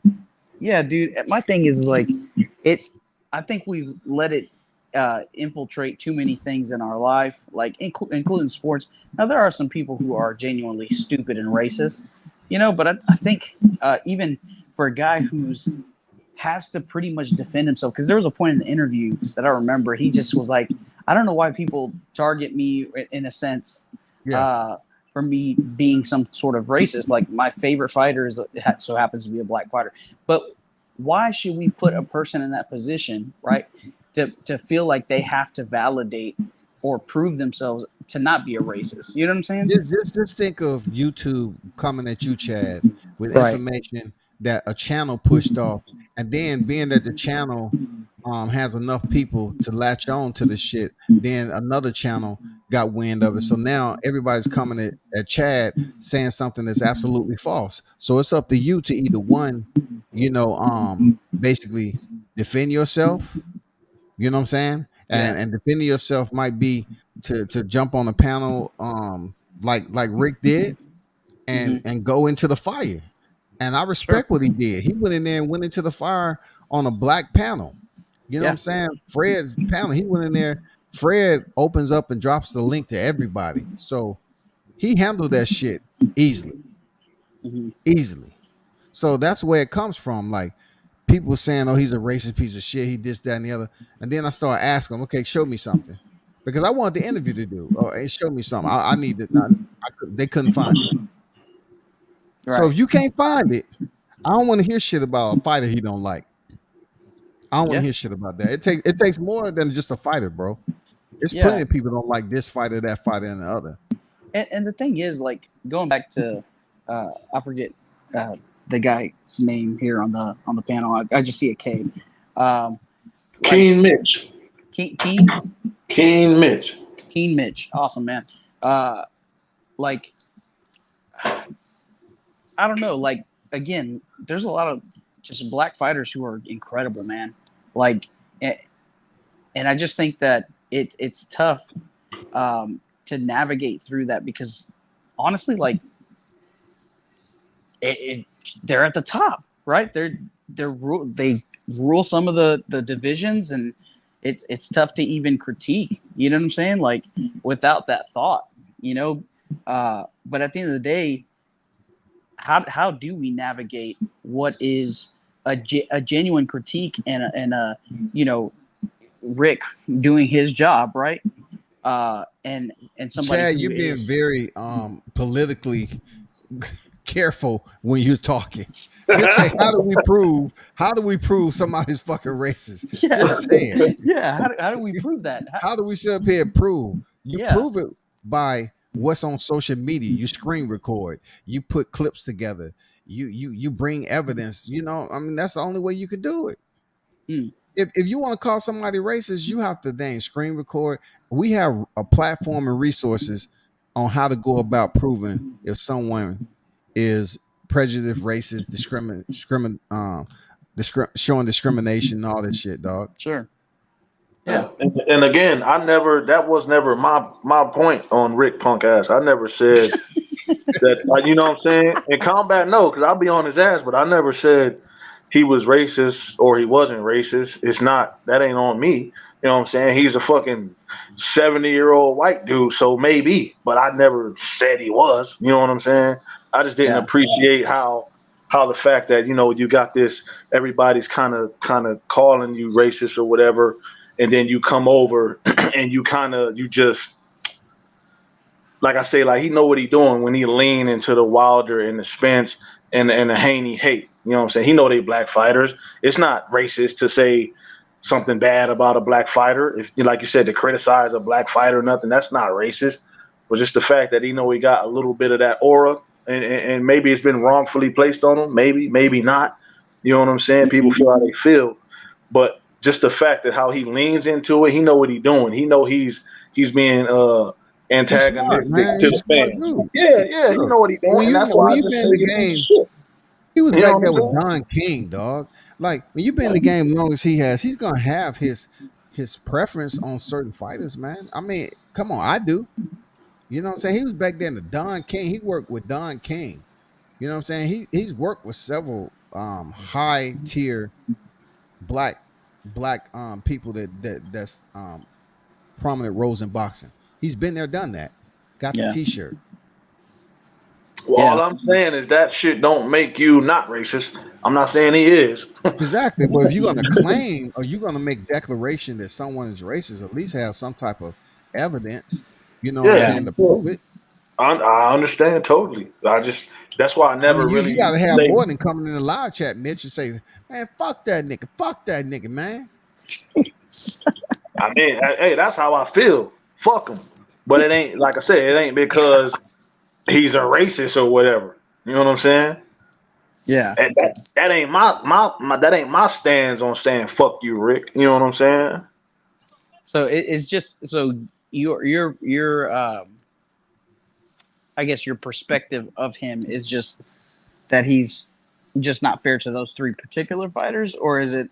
Uh, That's exactly what it is. No, I don't give a fuck about Because rollback free. You take away Wilder, and you take away Spence. Hmm. No one's saying he racist. Come on, man. Two I fighters out of thousands. You take away Wilder, you take away Spence. But yeah, you have channels on here that's dogging Crawford the fuck out because they want to support Spence. So what's the difference, that's man? so true, man. It's tough, man. It's tough to navigate through the YouTube boxing community, man. Again, I'm not saying that Rick is a racist. I'm definitely not saying he's not a racist. Fuck Rick. Fuck Rick. I will not defend Rick. Fuck him. You know what I'm saying? But I'm I also not don't gonna get why scream. you can I'm say not, I'm, F. also, I'm not gonna scream that he's a racist though. I'm not gonna scream that either. You know what I'm saying? But fuck him. You know what I'm saying? I don't like how he chooses which motherfuckers to antagonize the way he does. Like he can say that So you just don't Wilder. like the way he report on shit, so to speak. Like you want him to be a bit more. I don't know. If I say professional, then that makes no sense because it's a lot of individuals on here that's not professional. No, That I'm deal just with this saying. boxing shit. I'm just simply saying fuck him because of the way he antagonizes the certain group because he does it on purpose. Like you said, he's no stupid. He's no idiot. You know what I'm saying? He know what he doing. He know he drawing up shit. Like it ain't. He's popping up on these places because he wants to. That's his thing now. He wants to be out. He wants people to talk about him and shit. He wants to stir up the shit. You know what I'm saying? That's cool. But I'm that way with anybody. If you I come feel up stirring absolutely shit, different from antagonizing shit, then fuck you. You know what I'm why saying? would you okay, you saying fuck you, why would you even show up on the panel and answer questions? What are you showing up on a white panel and you know there's gonna be some motherfuckers on there coming at you? I mean, why would you do that? Why would you put yourself through that and stay the whole 3 hours and take fire, blunt force fire, inline fire, like you standing there for 3 hours, dog? He like Man, that's he like that. He an old dude. He at the crib chilling. He want that energy. You know what I'm saying? He want that man, not me, energy. bro. Not He me, man. leans he I go in there leans and into debate it. a little bit and then I'm out, bro. But I mean, you ain't Rick. Rick ain't you. You know what I'm saying? Rick Yeah. like that shit. He can somewhat control it a little bit, talk his shit back, say his little slick shit. You know what I'm saying? Like, you know, like It's again, a lot of shit. again, It's a lot of people he shut down on the. He shut down. They was there talking about Bob Aaron was robbing, people, and he was like, nah, that ain't true, man. This and this and this. He gave you the damn criteria behind what he was but saying in disagreements. but Rick has been on here and Bob has done nothing wrong. Bob has admitted he's done a certain wrong. I forgot what topic it was, but Bob has like admitted that he done this wrong, and then Glacier say, I don't agree with that. Like it's like Bob literally said this though, Rick, but Rick don't agree with it. You know what I'm saying? So Bob is this guy, and he's not gonna, say nothing foul about Bob, or he's gonna dispel anything foul about Bob. If he has any information, he's gonna give that up if it's Of course, showing I Bob mean, in a of positive course, light, and that's yeah, cool. I hear But you. I just ain't heard, certain like Bob. Rick is a Bob protector, and that's cool. That's your man, but you're a Bob protector.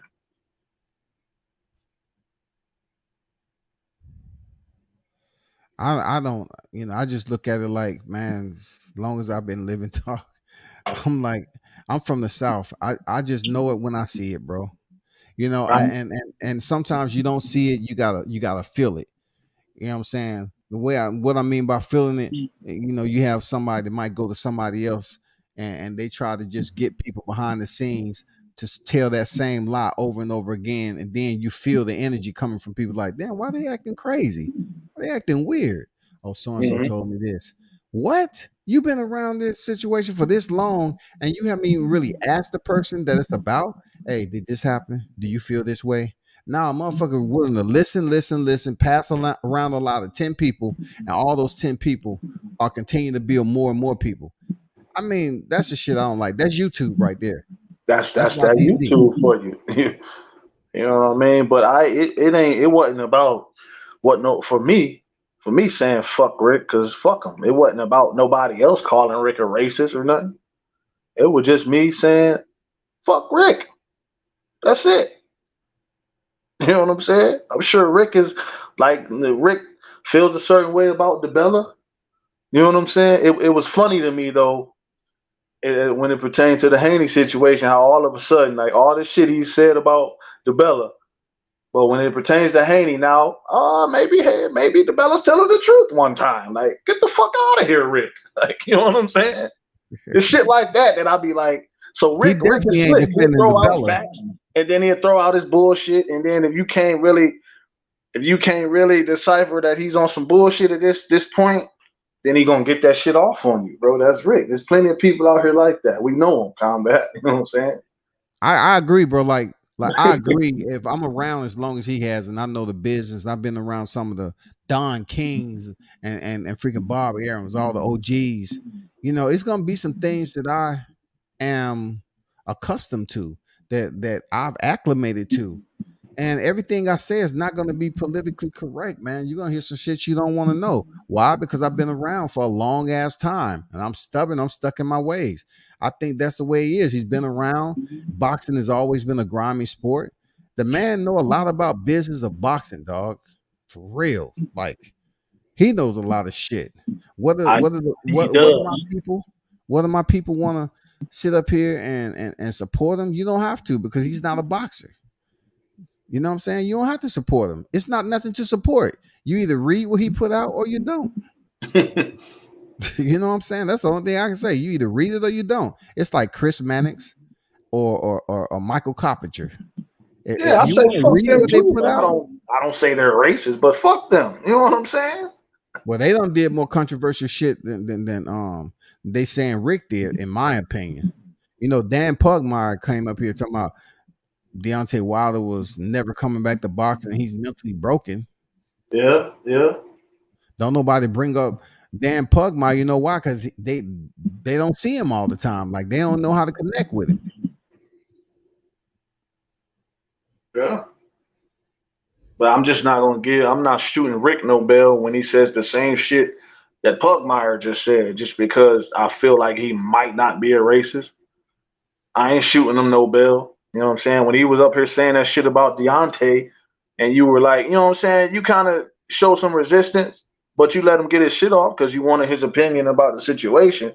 But I'm looking at it like, all right, Deontay, he trainer threw in the towel in the second fight. He was getting beat up. All right, on his feet, throwing punches. Okay, cool. The third fight, you know what I'm saying, gets dropped, knocked out, goes out on the shield. Now all of a sudden, he's done. He can't do shit. Rick is talking about go to the city of Alabama, go to the recreational centers and give back to the kids if you want to fill the void. And I'm like, what the fuck? All these fighters we done seen get knocked the fuck out. King. Look, let me tell you something about yourself, bro. And I'm like, yo, You smarter. You are smarter than that shit you just said. smarter than what? What? Talk to me, man. You are smarter, way smarter than highlighting that he said go back to Alabama, dog. I'm pretty No. sure I you done told the wasn't nigga, highlighting. I go wasn't home. highlighting the Alabama You'd part, be but like, that's what he was saying. I wasn't highlighting that to make it racial. I'm just highlighting the point that many fighters have been knocked the fuck out before. And But he's from Alabama, though, dog. no, I'm letting you know right now. I'm not highlighting the Alabama part. Okay. I just said what he was saying. You know what I'm saying? I wasn't highlighting to make it like, we know how Alabama is. I wasn't highlighting it for that purpose. But this is what he was saying. Go back to the city, get back to the kids if you want to fill the void and all of this shit. And I'm like, we've seen plenty fighters get put to sleep. Yeah. And I didn't hear That Rick I say agree they're done. with. They're done. They shouldn't come back. He's dead. He's damaged. He's no good. He's shot. This is the shit he was saying about Wilder. And I was like, I just don't agree with that. You know what I'm saying? And that's why so it's not a racial thing. But when you look at it, it's like, okay, he said this about Wilder, whatever. A lot of people say shit about Wilder. He's a polarizing figure, like y'all said. These guys are stars in the business. So they're going to be talked about more than everybody else. Said, man? Huh? What'd you think about what Don Dollar said right there? Well, I don't give a fuck about one Dot and Dot either, but what'd he say? Rick Glazer schooled everyone on the business of boxing. That part? No, the one that's up on the screen. Oh, I'm sorry. I'm in the chat. Oh, okay. What did Rick Glazer lie about? Sometimes we don't like to hear the truth. Rick Glazer lied and said, see, when he talks about Haney, there's not much facts in what Rick says. You see what I'm saying?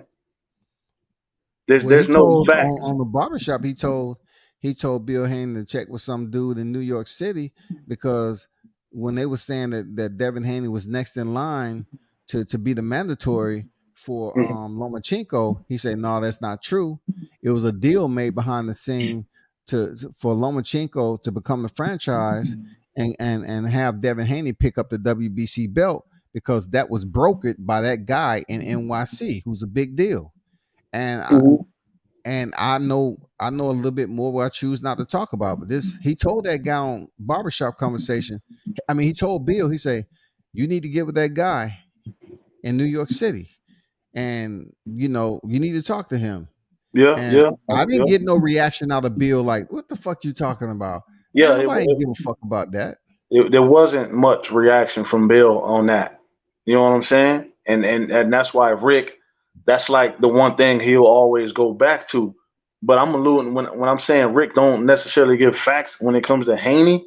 When he's on your show, all the shit he says about Haney is like his opinion. You know what I'm saying?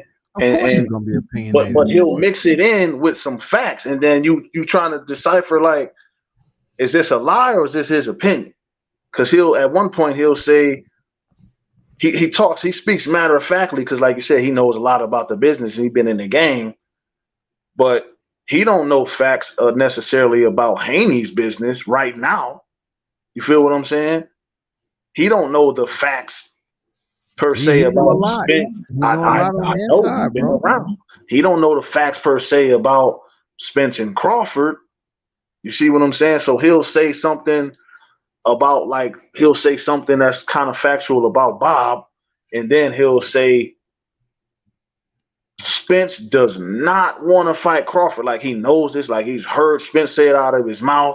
You know what I'm saying? And then he'll also say something as it pertains to the Haney's business, like when he was saying the numbers, and you asked him, and he starts saying some numbers, and I'm like,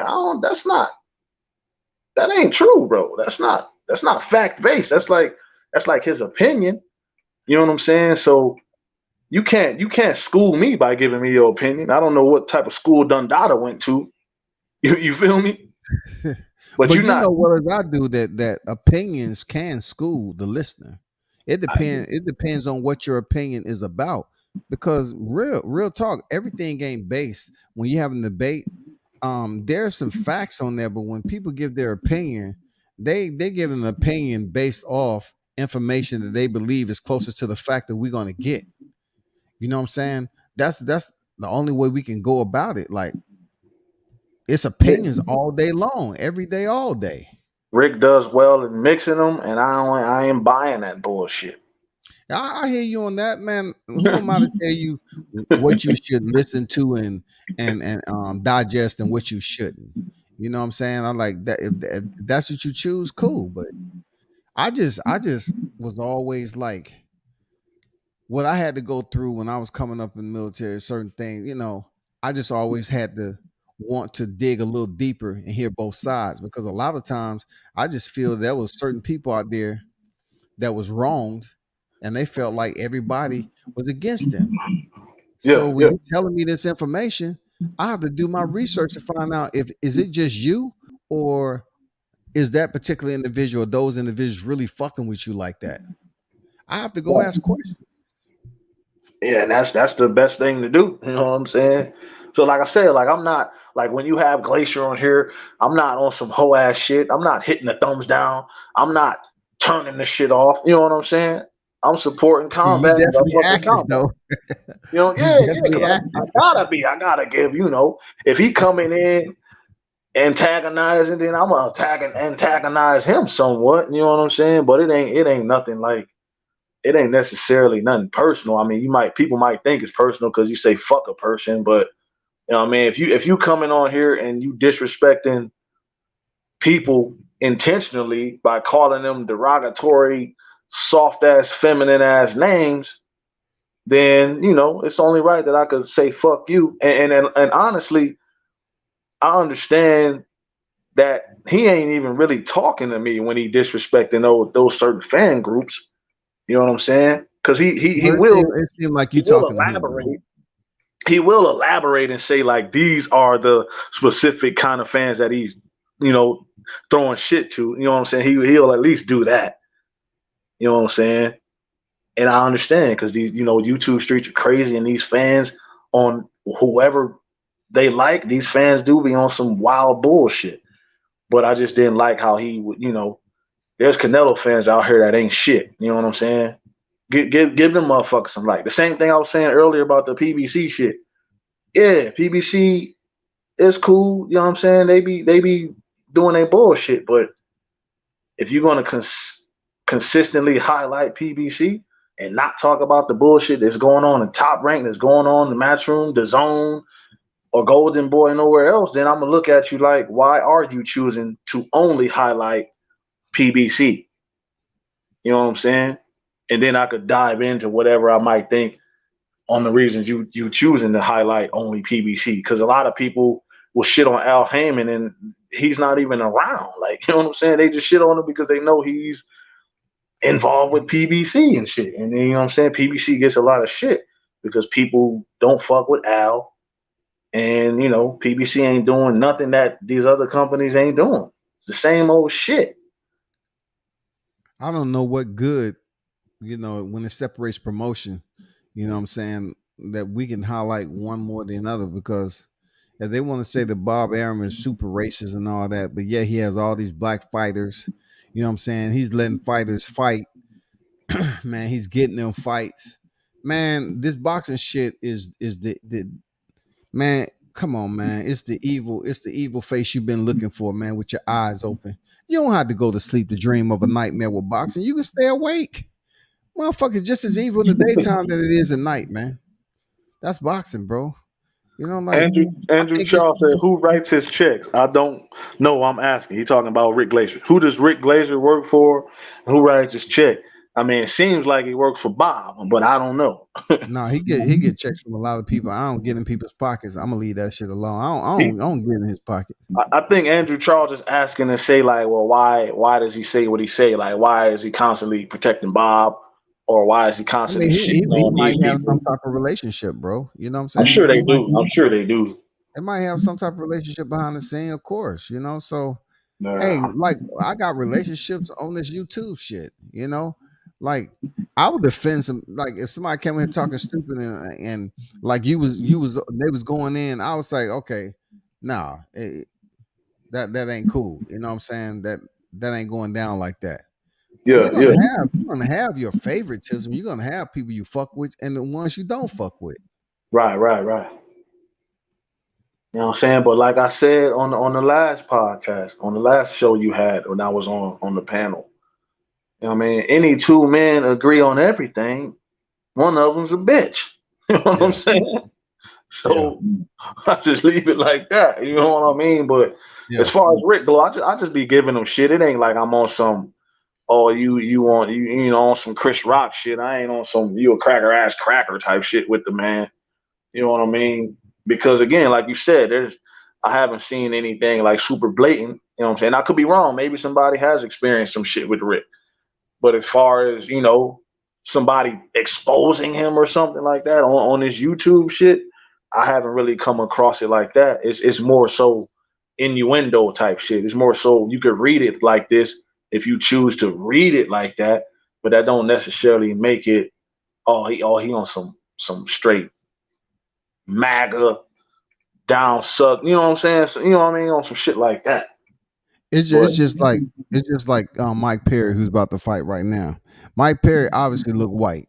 All right, he drew up controversy in the UFC when he said he went and found out what his DNA was. He found out he was 2% black, so it was okay for him to say nigga. So he tripping. he said, "I got the black in me, so I can say nigga." So Oh people, shit. he didn't get punished for it. But people's like, damn, he don't give a fuck. Now, he's in bare knuckle. He's no longer with the UFC, and his damn near his whole team is black. Yeah. You know what I'm saying? For me looking at it, it's damn near his whole team is black. But he looked white as I don't know what. But he said, I went and had my shit checked. They told me I had 2% African in me. So since I got that African, I'm gonna use my goddamn N card. That's a wild card to use, cuz like, That's a wild card. For real. that's a wild card. But hey, I Man, don't it's about agree to with be it, but that's on him. yeah. Are you about to watch this fight, man? Julian Lane, bro. Oh my God. This is about to be crazy, man. Both of these cats are lunatics. Julian Hellfire Lane, man, used to be, an ultimate fighter, man. He just couldn't control himself. Man, immaturity and a lot of goddamn psycho shit. I had an interview with him. I did an interview with him down there though. I mean, he's a dude that's about that smoke now. I'm surprised he ain't locked up. But Mike Perry's about that smoke too, man. Mike Perry is a former UFC fighter. He done been through some wars, nose rearranged, all that shit, dog. This is about to be a hell of a fight right here. And look, Dollar, I know you said look at the zone, right? But I'm gonna be honest with you, like I watch other sports other than boxing, and when I see a card with my gear on it, I, I, nah, dog. That's just like handing me a plate of liver and beets. That shit's gonna sit there. I don't want to touch that shit. To my eat that liver and beets, and I don't want to see you drinking no water in between that shit.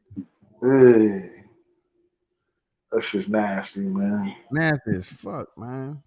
This is gonna. I don't know, man. I'm gonna try to say this might make it out the first round. It's 2 minutes, man. Motherfucker can take an ass whooping for 2 minutes. I don't know. This is about to go downhill quick. Who you For got, real. Perry? I gotta go with Perry, man, because he got the UFC experience. He's been in there with better competition.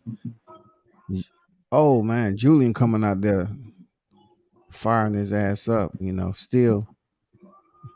Mike Perry gonna be patient. He's gonna be patient because he got the experience. And Andrew Charles said, I'm not checking his podcast. I'm just trying to understand his motivations.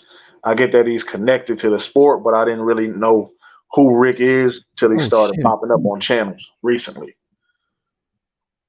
You know what I'm saying? The reason why he was popping up on channels because for one, okay, he established a business relationship with Freeway Rick Ross, right? That was one. That shit started floating around YouTube. And then it's been out there for a long time that he's a racist.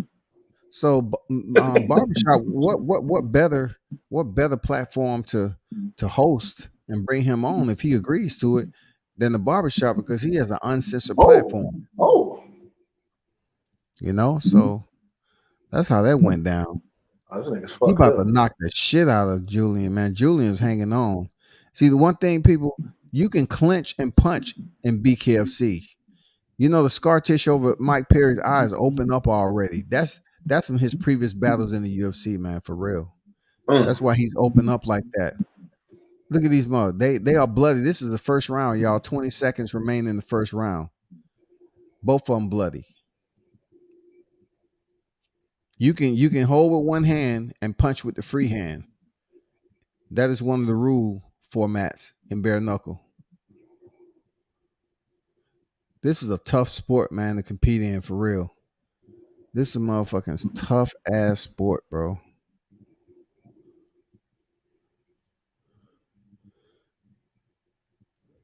Look at what I'm talking about, man. This shit is a crimson type sport, bro. You earn your crimson mask in bare knuckle. For real, man. You earn your shit over here, bro. Scars and everything, man. Stitches, all that shit. That's a long 2 minutes, man. Don't know they're talking about the zone is on. They have 2 prospects. Dude, watch something different, dog. Watch something different, bro. I already know about. My gear does nothing for me, bro. I did flip over to the zone, and them, whoever just fought, they I'm was looking having at a it nice little too. slug match. They had a nice little fight. Yeah, they did. Old boy got cut up over his left eye. You know what I'm saying? That shit, it was cool, man. But see, I would watch this fight card if I wasn't vested in this because a lot of these cats that's on this card I interviewed. So I kind of have familiarity with where they at right now and shit like that. So this is a good fight right here, though. Julian keep getting better and better, man. He almost got knocked out that first round. Let's see how Mike Perry makes his adjustments. He was fucked up on that first fight. In the first round, I think that ref gave him a lot of time. Oh yeah, he did. Because this is a big fight. He wanted to look. The one thing about these bare knuckle referees, man, they will let the fight go on because David Feldman wants the crowd to be entertained. If you can hit your opponent and their eyeball is dangling out their head like a yo-yo, then that's good. That's good for TV. Dundada said, I believe Rick because he had interviews with my buddy a year ago and a half ago. And he's still singing the same tune about everything. That's a fucking lie because Haney versus Gambosos wasn't happening a year ago, so he wasn't singing that tune. But we understand you, Dundada. You like Rick. It's cool. Hey, Don, why don't you get on the panel, man? Why don't you chop it up on the panel, dog? I Because appreciate your Dundada, support, though. Don stop through here all the time, though, man. because he got that Jamaican name and he ain't Jamaican. That's why he don't hop on.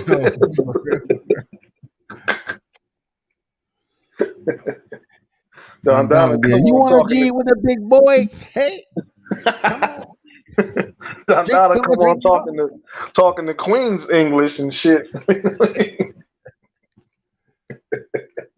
As you say, they should allow wrist locks in bare knuckle, or standing clinches you won't do in boxing. They do. That is a rule that they don't allow in boxing, man. They allow you to clinch behind the head with one hand and punch with your free hand, just like they do it in Triad Combat. It's on Triller. You're allowed to clinch. That's how to separate themselves from boxing.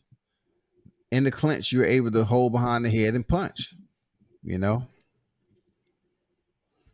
But that shit shouts is to Don brutal Dada. though.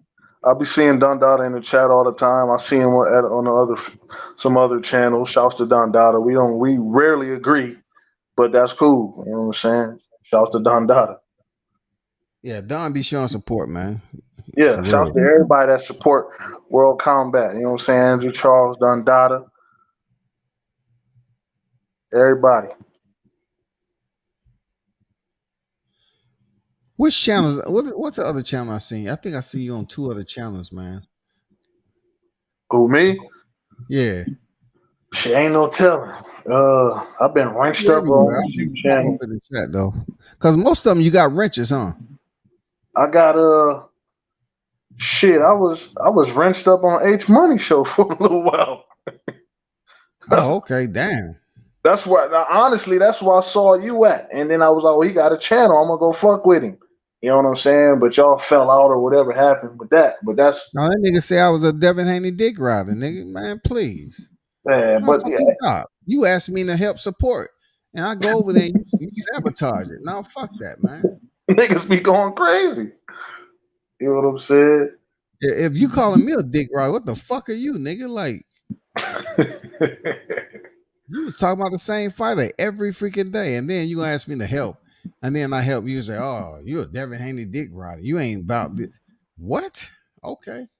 Man, you know what I'm saying? But I used to be over there, and that's where I saw your channel. So I'm gonna go fuck with him. And then y'all had y'all falling out. That shit was hilarious. You know what I'm saying? And then but I was over there on D Jefferson channel for a little while. I ain't been Now, over there in a minute. I haven't even seen D Jeff in a minute, man. Yeah, I haven't seen D Hodges. I heard D Hodges passed away or something. I heard some crazy shit like that too. I hope you're all right. I hope, you know what I'm saying, I hope he's just doing summer camp. You know what I'm saying? I hope they just took him Yeah. in or something. I hope I you're know all right. Pop in summer camp. Oh, word? Yeah, that's why you haven't seen him. Hey, free pop, man. Free pop a lot. You Yeah, know what I'm Pop saying? in summer camp, bro. Yeah. So shit be happening out here. I fuck around on True School Sports. I fuck around over there. I'm wrenched up over there. So And you fuck around on True School Sports as much as he hated Wilder, dog. That's a Wilder hater right there, bro. I listen. I That's a fuck Wilder hater. with Spence heavy, and you don't fuck with Spence, but it's Don't everybody put me entitled into to it, their then. I shit. was talking about you in True School. Don't put me in it. I already know you fuck with. I know you fuck with Errol Spence. I know that. But I wasn't talking about me. You know what I I'm was, saying? I was talking about shit. Who you fuck with? Like you don't fuck with Rick because he talking this about Errol Spence and Wilder, but yet you fuck with True School and he talked just as much shit about Wilder, dog. I just fuck with the channel. You know what I'm saying? It's not even if like I don't have to agree with your shit, but you know what I'm saying. If I Yeah, fuck with the channel, then I'll fuck with you. And you know what I I'm mean, saying? you keep Like the same energy. yeah, You when keep I'm on the True same School energy. Sports, I'll tell them like, yo, like whoever his pops pick, I gotta pick against because pops is wrong like a motherfucker. You know what I'm saying? I'll put money on whoever he going against. You know what I'm saying? Because I know he gonna be wrong than a motherfucker. But I fuck around over there. I pop in, show support. You know what I mean? Uh, shit. I listen to Black Fight Fan every morning. You know what I mean? Yeah. I fuck with Black Fight Junior the Fan. True, Black Fight Fan, Blood Boxing. What a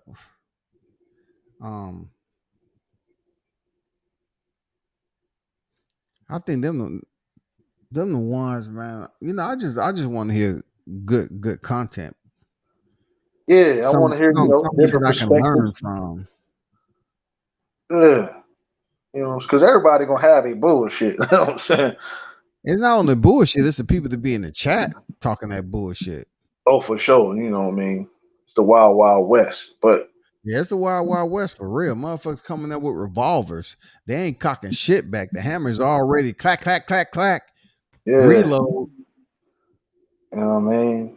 And I'm with the information. You know what I'm saying? If you're not really giving no information, then you're not gonna hold me. You know what I'm saying?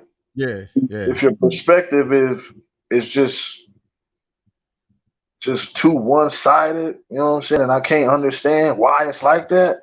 You're not gonna hold me. You know what I'm saying? Even if you one sided towards the fighter, I'm fucking with. If I'm a, it's gonna be glaring when you wrong because I know. You know what I'm saying? If I got information on it and I know what's happening, and you kicking some other shit, even if you for the fighter that I'm liking or that I'm fucking with, you know what I'm saying? I'm gonna see like, oh, he bullshit, he full of shit. You know what I mean? And then some people some people have channels totally based on antagonizing other channels. Correct. You know what I'm saying? And it's but the fans play into that shit. You know what I'm saying? Like I don't watch Punch Drunk. You know what I'm saying? I don't care for his shit. You know what I mean? That's just one channel that I just don't really care for. You know what I'm saying? Uh, I might slide across BFTB shit. You know what I'm saying? I don't watch it constantly. But I might slide over there. And some channels I don't even chat. I just be driving listening to. You know what I mean? Yeah, I do a lot. That's what I do a lot of. I goddamn, I'll be somewhere and I'll be listening to somebody's shit. But of course, if I'm listening and not chatting, it has to be something that's keeping my attention. That's all I'm saying. Right, right, right. I ain't just gonna, you know what I'm saying? Because, BFTB, you know what I'm saying? He got some of the funniest thumbnails on this motherfucker. I think he got the best thumbnails in the game right now on YouTube. Some of them thumbnails be fucking wild, bro. Like, you know what I'm saying? That Dillian White shit, man. Damn. That was on a whole nother level of comedy, man, for real. Like, he go in sometimes, but I ain't gonna, like, what I'm not gonna listen to is him just scream and berate some nigga that don't know shit about nothing. Like, you know what I'm saying? Yeah.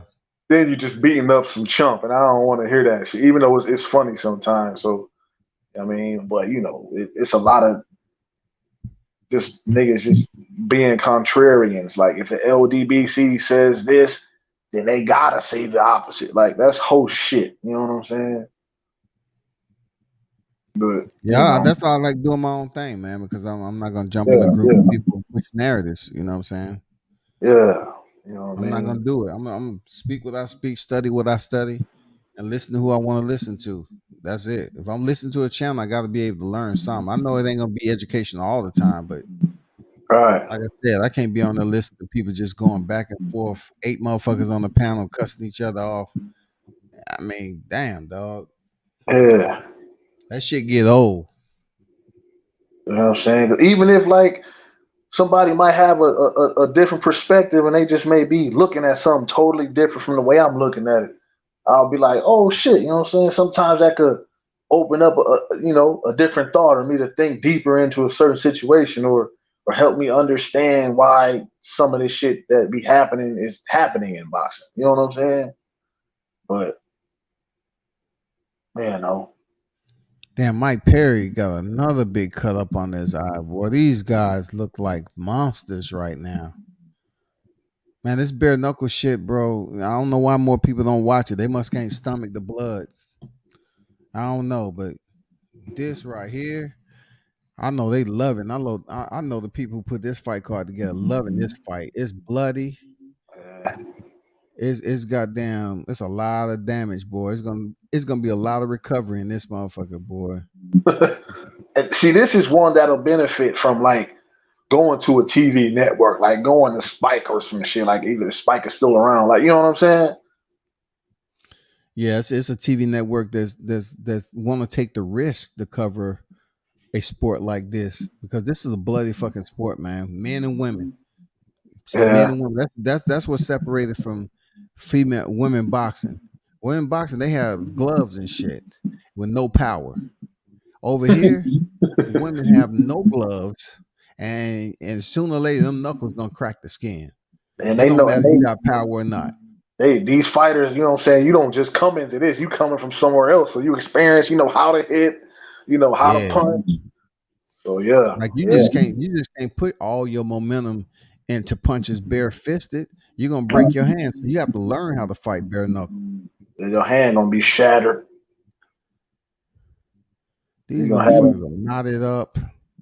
Floyd Mayweather hands can't give a nigga a handshake. You know what I'm saying? Yeah, man. You know, Floyd got fragile hands and shit, had to get special treatment. You know, I mean, imagine what these fighters are gonna go through.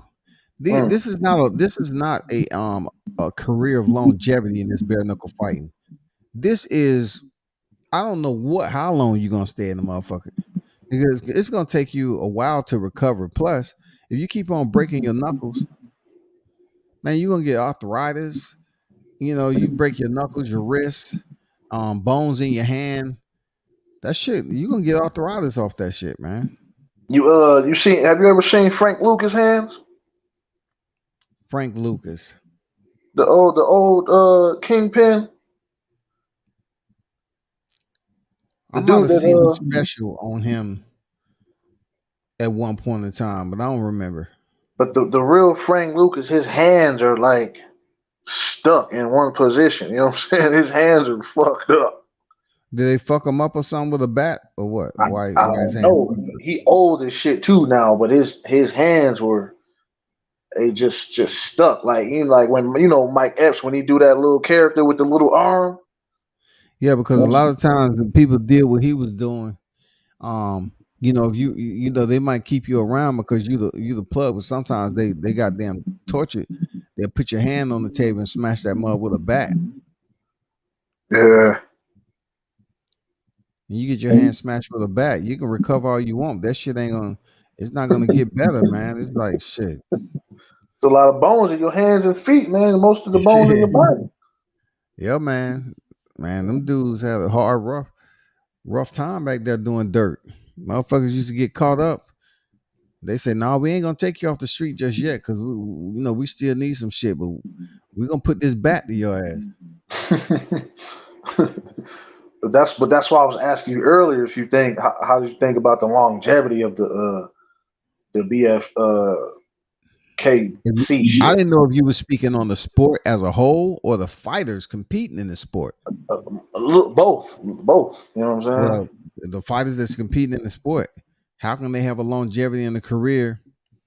There's that you get fucked up the way you are. You get knots on your head, you breaking bones and all that. That's why boxers and mixed martial artists, they wear gloves to protect the hands. You know what I'm saying?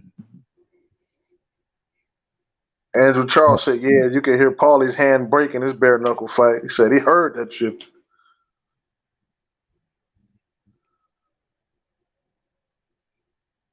The fuck? They call that shit a draw? No, I think Mike Perry won. I think Mike Perry won. But I thought they were going to swing on each other after the fight. Yeah, he won. Mike Perry won. He was just talking shit to Julian to his face, like, "You want to threaten my family? We can do that shit now." Because Julian Lane said, "You up here saying this, that, and the other. I got my people in the parking lot." And Mike Perry's like, "Oh, you want to try to threaten my family? You act like I ain't got my people too."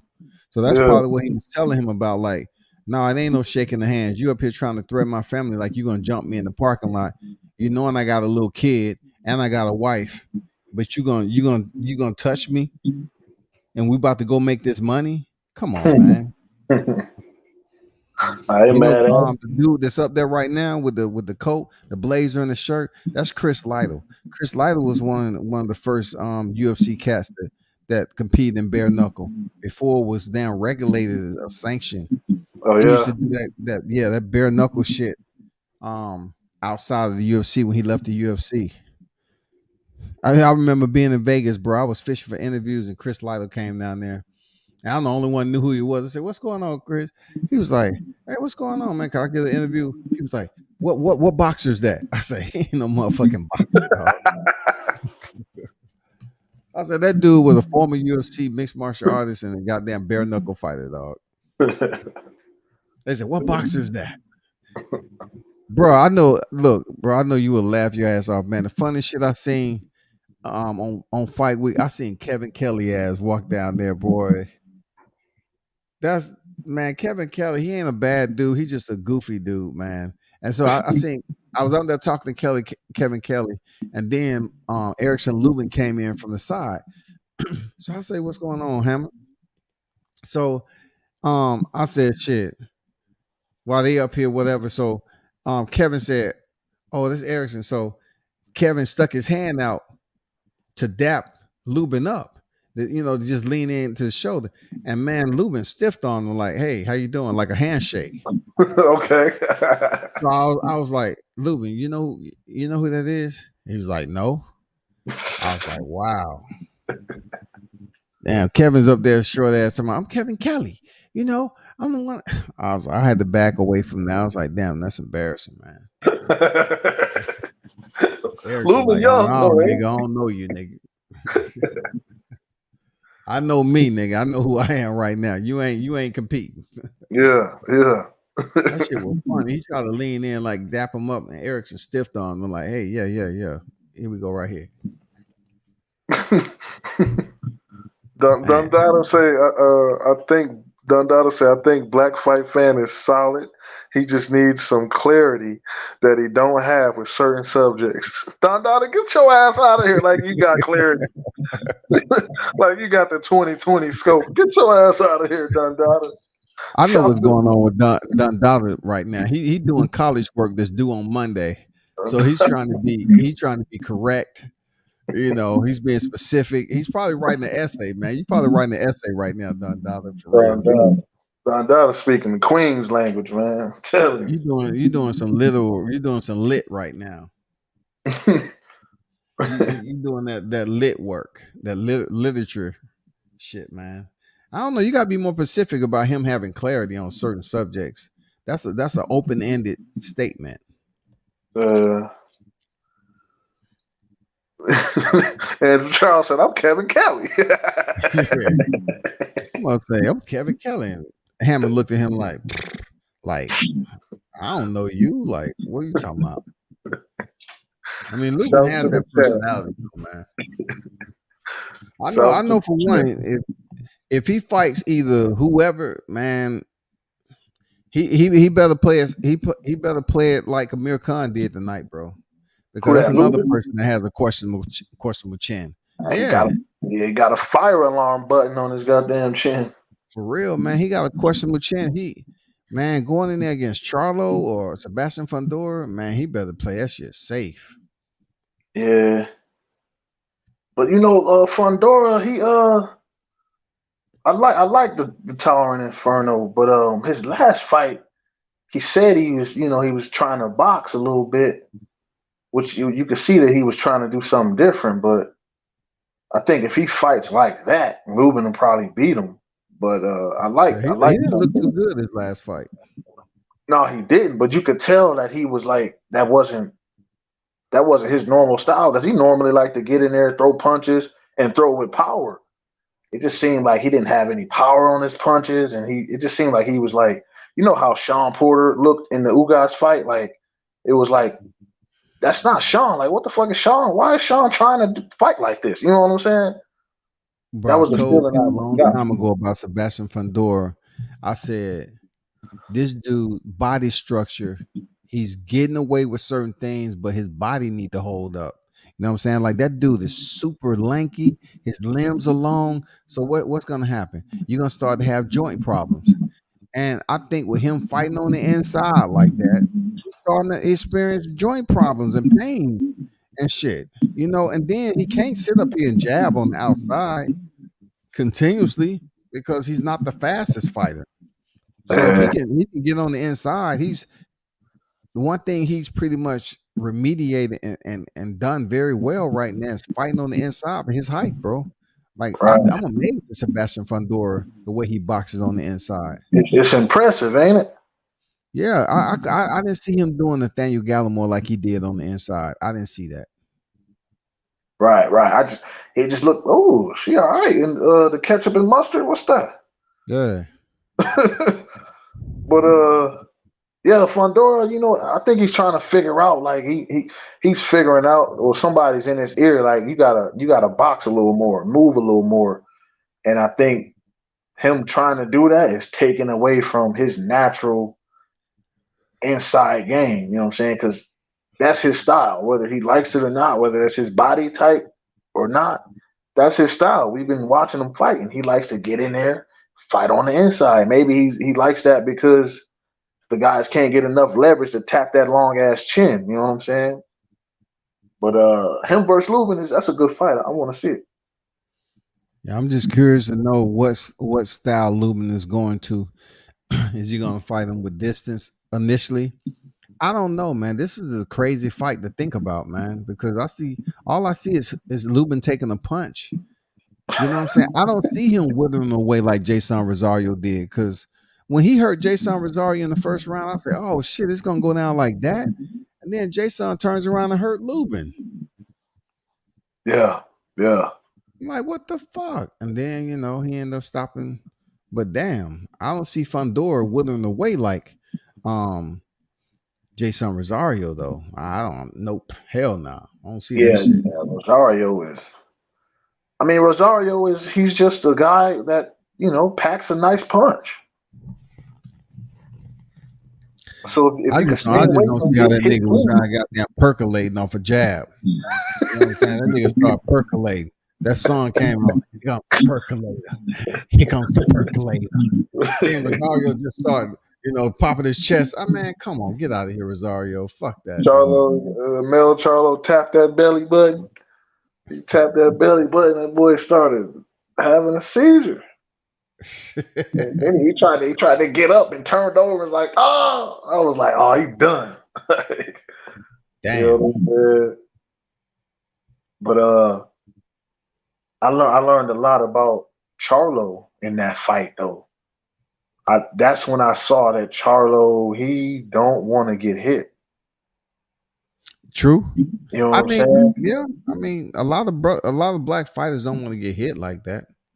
Yeah. But that was the first time I could notice it, and that was like, oh, okay, he's, it's like Floyd. Floyd don't want to get hit, but he ain't tripping. You know what I'm saying? But it would look like Charlo. It was like that was like half his fight game. Do not let this heavy-handed motherfucker hit you. Like, you know what I'm saying? Yeah. He almost had a Kell Brook kind of thing where when Kell Brook fought Porter, it was almost like that. Like bang, bang, bang. Clinch his ass. I ain't letting him get off. You know what I'm saying? Yeah. If he comes forward, I'm gonna come forward, crowd him a little bit, and I'm a hold him, and then we're gonna break this shit off, and I'm starting off clean. You know what I'm saying? And that was the first time I saw that Charlo didn't really like to get hit. No fighter likes to get hit, but that was and when I'm watching the Castano fight, I could see some of the same thing. You know what I'm saying? I think Castano kind of surprised him a little bit, and I think that Charlo wasn't at his best.